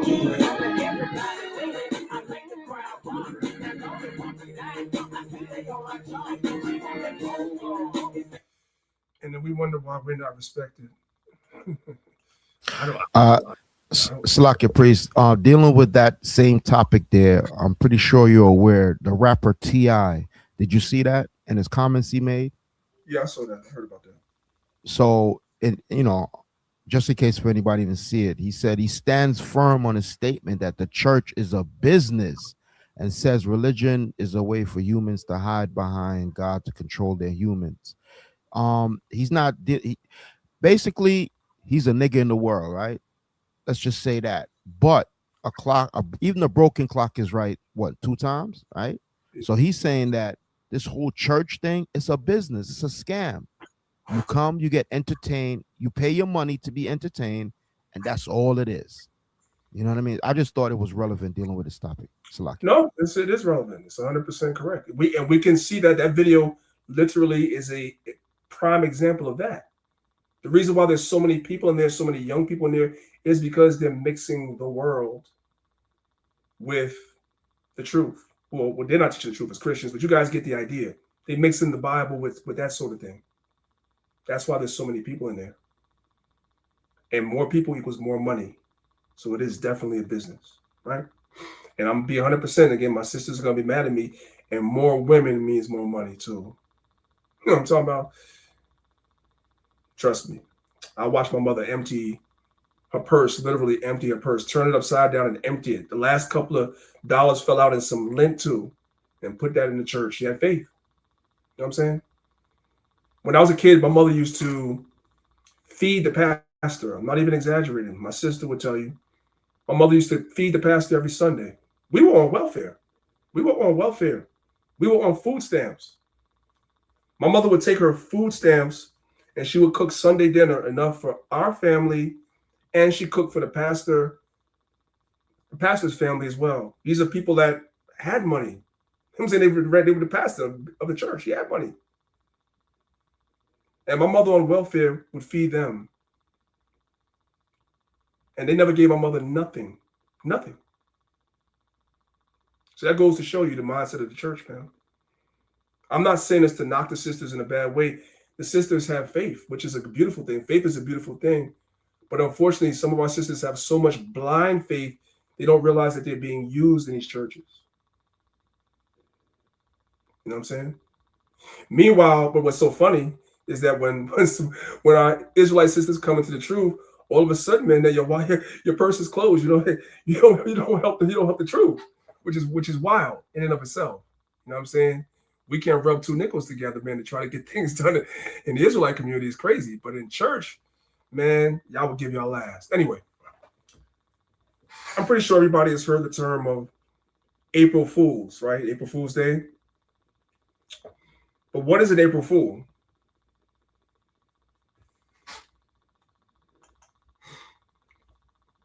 We're going to go into the origin of April Fool's Day and its importance. All right, let me turn the volume all the way up so you guys can hear it. Okay, let's go. Today on the Daily Dose, the history of April Fool's Day. While the exact origins of April Fool's Day remain shrouded in debate, some historians have speculated that April Fool's Day dates back to 1582, when France... 1582. Who's been paying attention? That's the Calendar Reform Act. When the calendar goes back to being January 1st as the new year. Remember that? Okay. Dates back to 1582, when France switched from the Julian calendar to the Gregorian calendar, as mandated by the Council of Trent in 1563. Since the Julian calendar places the new year on April 1st, people who were slow to get the news or failed to recognize that the new year had moved to January 1st became the butt of jokes and hoaxes when dullards continued to celebrate New Year's on April 1st. Y'all caught that? And some of us did this stuff. April Fools, you tell a joke, you tell somebody something, they say April Fools, and you thought it was just some random thing that you were doing, didn't know the background on it. No. When the calendar switched to the Gregorian calendar, the new year goes back to January 1st. They were celebrating it April 1st, but now they were moving it back to January 1st. Well, everybody didn't get the word right away. So you still had some people that were celebrating it April 1st, and they were called April Fools or dullars, which means stupid. That's the origin of it. Let's go back a little bit. I don't want to interrupt the video. It's not a very long video, so let's just go back just for context so you guys can get it. While the exact origins of April Fool's Day remain shrouded in debate, some historians have speculated that April Fool's Day dates back to 1582, when France switched from the Julian calendar to the Gregorian calendar, as mandated by the Council of Trent in 1503. Since the Julian calendar places the new year on April 1st, people who were slow to get the news or failed to recognize that the new year had moved to January 1st became the butt of jokes and hoaxes when dullards continued to celebrate New Year's on April 1st. Frenchmen in the know would place a paper fish on the back of ignorant revelers, calling them Poisson d'Avril, or April fish. Other historians have linked April Fool's Day to ancient Roman festivals such as Hilaria, which is... So if you observing April Fools, you're indirectly, whether you know it or not, doing something that goes back to pagan festivals in Rome. It's all related. This is what I'm saying. And this is what's not being taught in these churches. And they unknowingly, for the most part, are indirectly participating in these pagan rituals, and many of them don't even know it. And guess what, brothers and sisters? Many of us, before we came into the truth, we too indirectly participated in all these pagan customs and rituals as well. And that's why we need Yahushua. Because according to the Mosaic law, under that first covenant, if you do any form of idolatry whatsoever, you're supposed to die. So if that was literally applied to us today, we would not be worthy of what the Most High had promised Abraham, Isaac, and Jacob. But because Yahushua came and died and mediated a new covenant under which we can be reconciled from all things, now those of us that was in church with white Jesus on that, which is Caesar Borgias, on a stained glass window, they have a picture of freaking Kronos, and they say that that's the Most High, right? In your Sunday school book, the same thing. That we're able to come back from that now because Christ came and he died. That's the idea. That's good news. That's the gospel. That's good news, right? It's Latin for joyful, when people dressed up in disguises and mocked both average citizens and magistrates alike. Still others have speculated that the day was tied to the vernal equinox, or first day of spring in the northern hemisphere, when Mother Nature frequently fooled people with changing, unpredictable weather. Despite these competing origin theories, April Fool's Day spread throughout Britain during the 18th century. That's enough on it. I just want you guys to know that that goes back to this whole idea with the calendar and the people that did not accept or didn't know about the calendar switching, they were called April Fools. All right. So when is the biblical New Year? Now, we saw it in the Zondervan's Bible Dictionary. We saw it in the Jewish Encyclopedia. Now let's just read it in the scriptures. This is Exodus 12, starting from verse number 1. It says, "And the Lord spake unto Moses and Aaron in the land of Egypt, saying, This month shall be unto you the beginning of months. It shall be the first month of the year to you." And we know that Exodus 12 goes into the Passover. When you jump over to Deuteronomy chapter 16, verse 1, it says, "Observe the month of Abib." So now we know what month is being mentioned in Exodus 12. It's the month of Abib, which we know falls March, April, right? "Observe the month of Abib and keep the Passover unto the Lord thy God. For in the month of Abib, the Lord thy God brought thee forth out of the land of Egypt." So the year begins around the time the Most High brought the children of Israel out of the land of Egypt. We know that that takes place sometime in March, the end of March into early April. That is the biblical New Year. And since Christianity comes from the Torah, right? It comes from the ancient Jews. This is when they are also supposed to be celebrating New Year's. But they decided to follow Rome instead. That's the idea. And again, when you look up the word Abib, it literally means earring or barley. It's like it means barley or ears. And it falls around March or April, as you guys can see.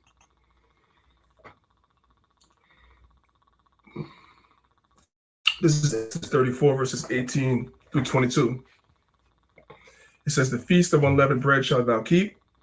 7 days thou shalt eat unleavened bread, as I commanded thee in the time of the month of Abib. For in the month of Abib thou camest out of Egypt. All that openeth the matrix is mine, and every firstling among thy cattle, whether ox or sheep, that is male. But the firstling of an ass thou shalt redeem with the lamb. And if thou redeem him not, then shalt thou break his neck. All the firstborn of thy sons thou shalt redeem, and none shall appear before me empty. 6 days thou shalt work, but on the seventh day thou shalt rest in earing time, and in the harvest thou shalt rest. And thou shalt observe the feast of weeks, of first fruits, of wheat harvest, and the feast of ingathering at the year's end." Okay, so let's move on. That's pretty self-explanatory. Now, let's get into this. Saturnalia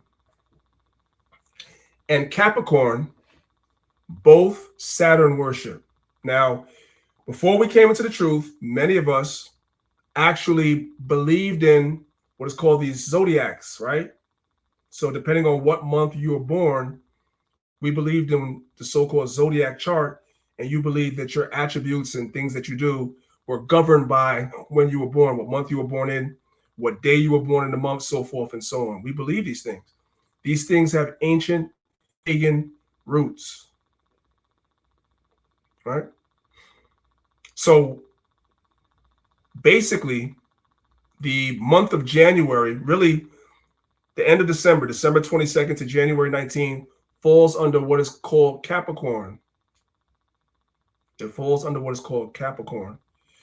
And I want you guys to look at the image right here, and you guys will notice that's the image of a goat, right? Okay, what's the next one?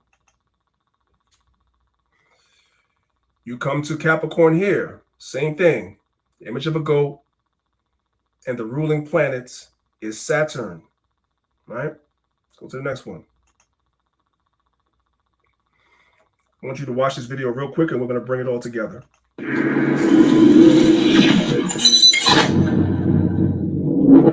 Well, in your new song, the last song you put out, King Judah, right? You said in the chorus, you said, "Got them Gentiles busting at me." Now, a Gentile, from what I understand, is a non-Jew. But Europeans. Europeans? Yeah, Gentiles. They not Jews. They worship Saturn. That's what Satan is, just Saturn in the Bible. And we talking about the Vatican and all of that. They would see now. For honesty's sake and clarity, this brother was an Israelite maybe for 5 minutes, and now he's no longer an Israelite. He's not a believer. But the Most High allowed him to go on Vlad's platform. Vlad is a so-called Jew. Probably didn't expect him to say this, and he's explaining how a lot of these religions that we see today, including Judaism, the version that the so-called white people observe, along with Christianity, all these religions are based around Saturn and Saturn worship. Listen. Worship Satan, and that's Saturn.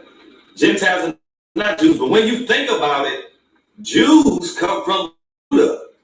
So even the people who think they Israelites, yeah, you still of that because you're born in one of those zodiacs. So, but you're taking it literally, and you're not supposed to take it literally. Even in the Bible, it says these. It says these. So, what I want you guys to see is like that's enough of that. What I want you guys to see is that people understand, if they just do a little bit of research, they understand all these things revolve around Saturn worship, all of it. Now, let me go back real quick because I did miss something. Let me go back to this slide right here. I want you guys to look at this. I want you guys to look at these dates right here for so-called Capricorn, which is really ruled by Saturn, right? It encompasses December 22nd through January 19th, which means that it falls under the same umbrella of Saturn worship that Christmas does. So literally, Saturnalia is not just Christmas. It also includes worshiping and bringing in the new year, January 1st as well. That's what I wanted to say. I forgot that part. Okay, let's continue. All right. Saturn worship is really Horus worship. Let's look at this highlighted portion we have right here. Saturn has the head of a bull, corresponding to his traditional Egyptian name Horus, bull of the sky. Jupiter has the head of a falcon with two cow horns, a disc, and two feathers between them, a dendra, right? Now I want to go to the next thing. I'm going to bring it all together for you guys, right? This is the book of Leviticus chapter 18. We're going to pick it up from verse number 1. It says, "And the Lord spake unto Moses, saying, Speak unto the children of Israel, and say unto them, I am the Lord your God. After the doings of the land of Egypt, wherein ye dwelt, shall ye not do." What were the Egyptians doing? Well, they were doing a lot. But relevant to what we're talking about today, this whole idea of Saturn worship, what were the Egyptians doing? They were worshiping Saturn too. And we, the Israelites, knew that. We observed it. So when the Most High delivered us out of Egypt, the Most High told us the things that we learned there, specifically today's lesson, worshiping Saturn, don't do it. Everybody got that? Now, one of the ways Saturn is depicted, it's depicted as having a head of a bull. Let's go to the next one. Brothers and sisters, when we went into the wilderness, all the way back then, when we came out of Egypt, brothers and sisters, we were worshiping Saturn all the way back then. What do you think the golden calf was? The golden calf is nothing other than Apis the bull. And that disc on top of the cows, on top of Apis' head, is Saturn. That's what it is. This is Exodus 32, verse 1. And when the people saw that Moses delayed to come down out of the mountain, the people gathered themselves together unto Aaron and said unto him, Up, make us gods, which shall go before us. For as for this Moses, the man that brought us up out of the land of Egypt, we wot not what is become of him. Verse 2. And by the way, when you really go do a deep dive into this whole idea of Saturn worship, there was something with the number 40, which is the same number of days that Moses was with the Most High. Anyway, but I don't want to get too deep into that. Verse 2. And Aaron said unto them, Break off the golden earrings, which is in the ears of your wives, your sons, and of your daughters, and bring them unto me. And all the people brake off the golden earrings, which were in their ears, and brought them unto Aaron. Verse 4. And he received them at their hand, and fashioned it with a graving tool, after he had made it a molten calf. That molten calf is Apis the bull. Now, what would happen with the Apis bull, right? It's an animal. So there was a literal statues of Apis the bull, and they also would have literal bulls that would act as an Apis, if you get what I'm saying, to act out the ritual. They would actually have bulls, right? And then when that bull would be sacrificed, they would go get a calf to make a new Apis, right? So this is what was going on in Egypt. We were in Egypt and we were seeing these things. So as verse 1 teaches us, when Moses was gone, we reverted back to what we knew. What did we know in Egypt? We knew about Apis the bull. We knew about that. So we told Moses, make us a god. And he made us a bull or a calf. That's what he did. Verse 4.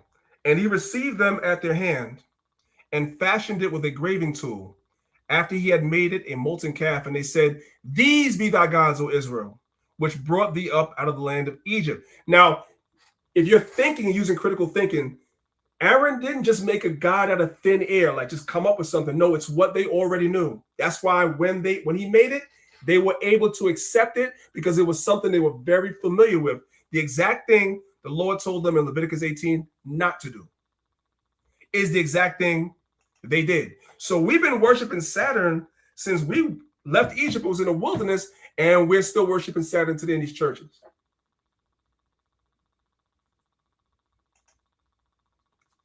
Here's another image from Egypt of Saturn represented as Horus. This is from Egypt. This is what we knew. So when we went into that wilderness, this is what Aaron made. He made what they knew.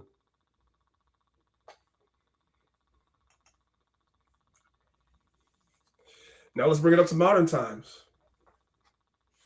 So we just saw that we were actually knowingly or unknowingly worshiping Saturn when we was in the wilderness with Moses and Aaron. Now we're going to bring it up to modern times. The image on the left, I'm pretty sure most of you brothers and sisters have seen it before. This is the image that Michelangelo created. And this guy right here, this is supposed to be God the Father. This is in churches. This is in some of the Sunday school books that our children read in church today. This guy right here. That's God the Father. Brothers and sisters, this is not God the Father. This is Kronos. On the right-hand side of image number 2, here's the image of Kronos right here. And here's Janus right here. The fake image of God the Father is none other than Saturn being worshipped in these churches today. So when they give the children the little Sunday school books with all the cute white images in there, a lot of those are pagan deities. A lot of them. Hey, priest, you know what a tip is? You know what the a clue is because if I went to church and I looked up and I saw that, right, and I'm dealing with the Most High God and I'm reading scriptures, why are you showing the Son of God naked, right? Why are you showing the angels naked? See, the so-called white man is never going to beat the charge that he's a child molester, he's a degenerate, he deals with pedophiles and all that stuff. Why are you depicting the Heavenly Father and his angels and the Son naked? That's crazy. That's a red flag right there.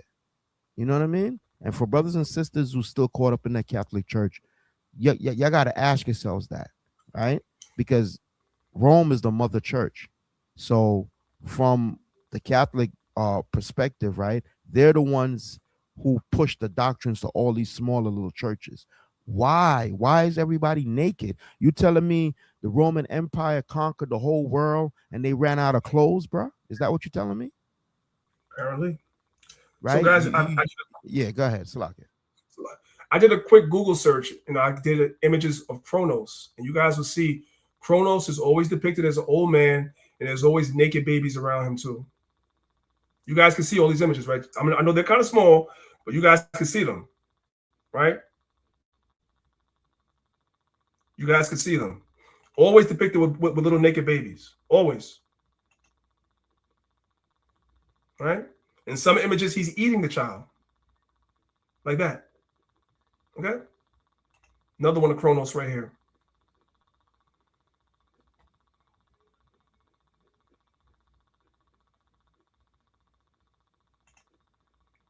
Children, naked children. So it makes sense, right? When we come back to the PowerPoint now, it makes sense that you guys understand what I'm trying to show you. This is Kronos, surrounded by naked children. That's not God. That's not God. Okay? And again, as I told you, Kronos is Saturn. So the pattern follows. In one way or another, the Israelites been worshiping Saturn since antiquity. And then some of us, the Most High wakes us up to realize that we're in paganism. It's just kind of wrapped into a package because they've been able to infuse the Bible with it. That's called syncretism. So it doesn't look as pagan as it did in ancient times. So it's more palatable to people that claim to be Bible believers because it looks like Christianity, but when you peel back the layers, it's Satan worship, it's Saturn worship. That's what it is. And that's the time of year we're in right now. Our people have been seduced. Proverbs 12 and 26, it says, the righteous is more excellent than his neighbor, but the ways of the wicked seduceth them. And we saw that the Israelites in the wilderness being seduced to raise up the gods of Egypt all over again when Moses went away for a little while. And we follow that timeline all the way up until today, and we see the same thing. We've been seduced into worshiping these other gods. And when those of us that know the truth try to tell people, it doesn't matter whether we do it with force or we do it in a way that's gentle. Our people are so entrenched in these traditions, they just don't want to give them up, sadly. You know what I'm saying? But hopefully, prayerfully, I showed something that maybe you guys can show to somebody else.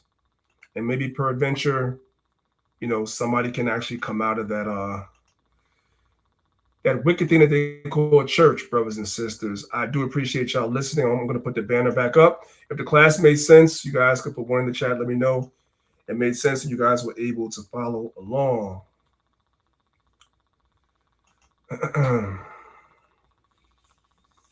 So Zahab, while they're doing that, if you want to say any words, the floor is yours.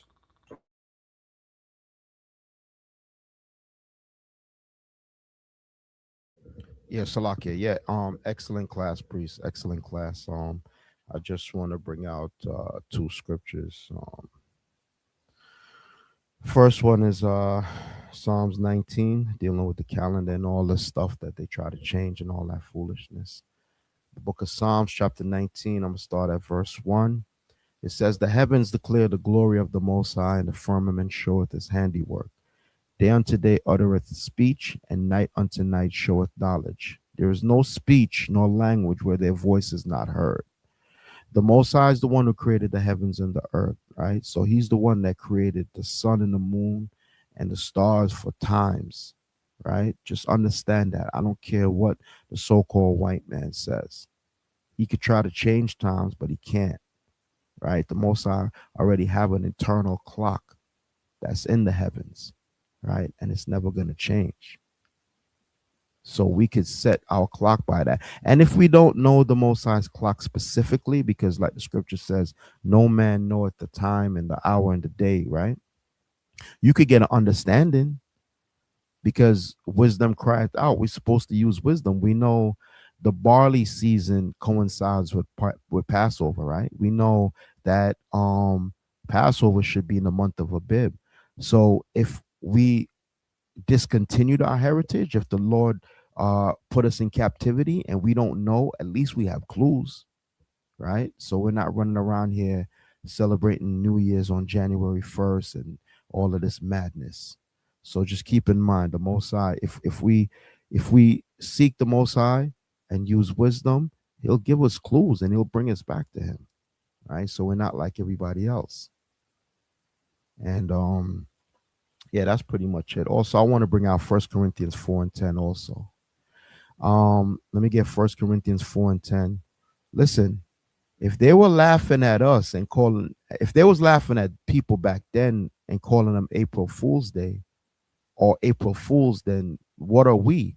Because guess what? In 2026, Passover is on April 1st. So you're going to call us fools also? All right? This is 1 Corinthians 4 and 10. It says, "We are fools for Christ's sake, but ye are wise in Christ. We are weak." Yeah, you could call us weak. You could call us Power Rangers. You call us all type of foolishness. And you say you are strong, right? "Ye are honorable, but we are despised." So what Paul is saying, yeah, you consider yourself one thing and we could be the other, but that's all right. We're going to be fools for Christ. We're going to be fools for Christ. So next year, I hope to see my brothers and sisters in Passover on April Fool's Day. Yeah, call me a fool. I will be that fool. But at the end of the day, I'm a fool for Christ. All right? And I end it there, priest. All right, guys. So listen up. Listen up. I need everybody to listen up, especially if you are someone that's going to be doing the academy. I need you guys to listen up.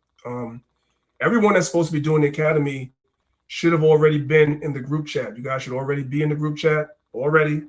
The sister Shemaim and I believe Brother Zakaria and a few others are doing the administrative work. And you guys need to be looking out for announcements that's being made. The academy is starting January the 4th, right? I'm going to make a video that's going to be put inside the Telegram for the academy, letting you guys know exactly what's expected in this academy. I'm going to give you guys an idea of exactly what we're doing, all right? And how you guys are going to receive the classes, so forth and so on. So I'm going to put a video in the group chat, all right? And I need for everybody that's doing the academy to watch it, because what winds up happening is that it's a lot of confusion. People are not following instructions when we're doing this academy because you're not listening to the instructions that's being given. All instructions that you need to know are going to be in the Telegram group. The first thing you guys are going to see from me, possibly maybe even as early as tomorrow, you guys are going to see a video of me telling you guys exactly what it is we're doing in this academy and what's expected of you, how you find the classes, so forth and so on. All right, so please look out for that.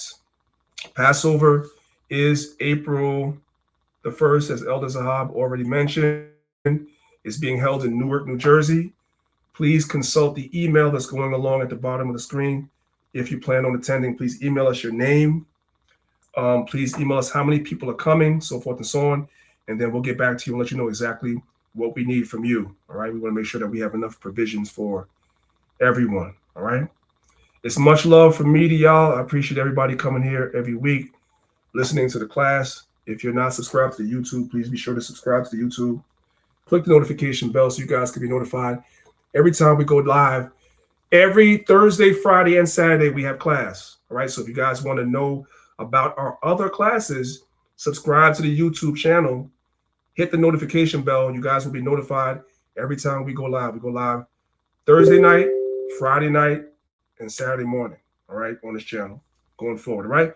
With that being said, after everything that we done saw, we know that America must be destroyed. God has to come and destroy this place. It's your brother Priest Daniel, representing Lives of Israel.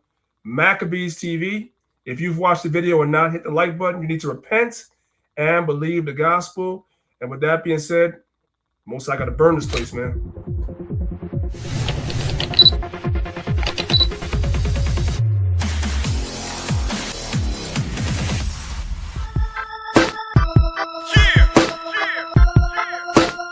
I'm telling Babylon. I'm telling Babylon. I'm telling Babylon. You let everybody get a turn. When the angels come, I'ma scream, let her burn. You let everybody get a ride. Did you really think God was gonna let it slide? You let everybody get a turn. When the angels come, I'ma scream, let her burn. You let everybody get a ride. Did you really think God was gonna let it slide? Her name is Babylon. I call her Babs for short. She has a lot of lovers. She lets them pass her port. She has a love affair with every foreign nation. She has a favorite wine. Its name is fornication. She has a purple robe. She has a pearly necklace. And if you worship Caesar, she'll give you worldly blessings. She's insatiable. She cannot hide her passion. Last week, somebody said she rides a dragon. I know it's crazy, but the question is, why she had to put a crown upon its 7 heads? And it's even deeper, I had to peep the madness. She made war with the saints that tried to keep commandments. And since she killed the righteous and won't let me be, when she burns, it won't be from an STD. Bodies everywhere, both man and beast. And on that day, the birds are gonna have a feast. You let everybody get a turn. When the angels come, I'ma scream, let her burn. You let everybody get a ride. Did you really think God was gonna let it slide? You let everybody get a turn. When the angels come, I'ma scream, let her burn. You let everybody get a ride. Did you really think God was gonna let it slide? Show me the finest girl. Babs is just as pretty. Her name is Babylon. The girl is such a mystery. Yeah, she's been that way since we were little kids. She nicknamed me Mark like I was 666. She said, you want my number? I said, you high as hell. She said, you need my number or you can buy or sell. She said, take my number. I know that I can't make you, but I'm espoused to Christ and I'm staying faithful. Isaiah had a vision. He saw the elevation. Jesus preached the gospel. John had a revelation. Her lovers hated Babs, so they burned her up. What's upside down, the Lord could always turn it up. You let everybody get a turn. When the angels come, I'ma scream, let her burn. You let everybody get a ride. Did you really think God was gonna let it slide? You let everybody get a turn. When the angels come, I'ma scream, let her burn. You let everybody get a ride. Did you really think God was gonna let it slide? I'm telling Babylon. I'm telling Babylon. I'm telling Babylon. I'm telling Babylon. I'm telling Babylon. I'm telling Babylon.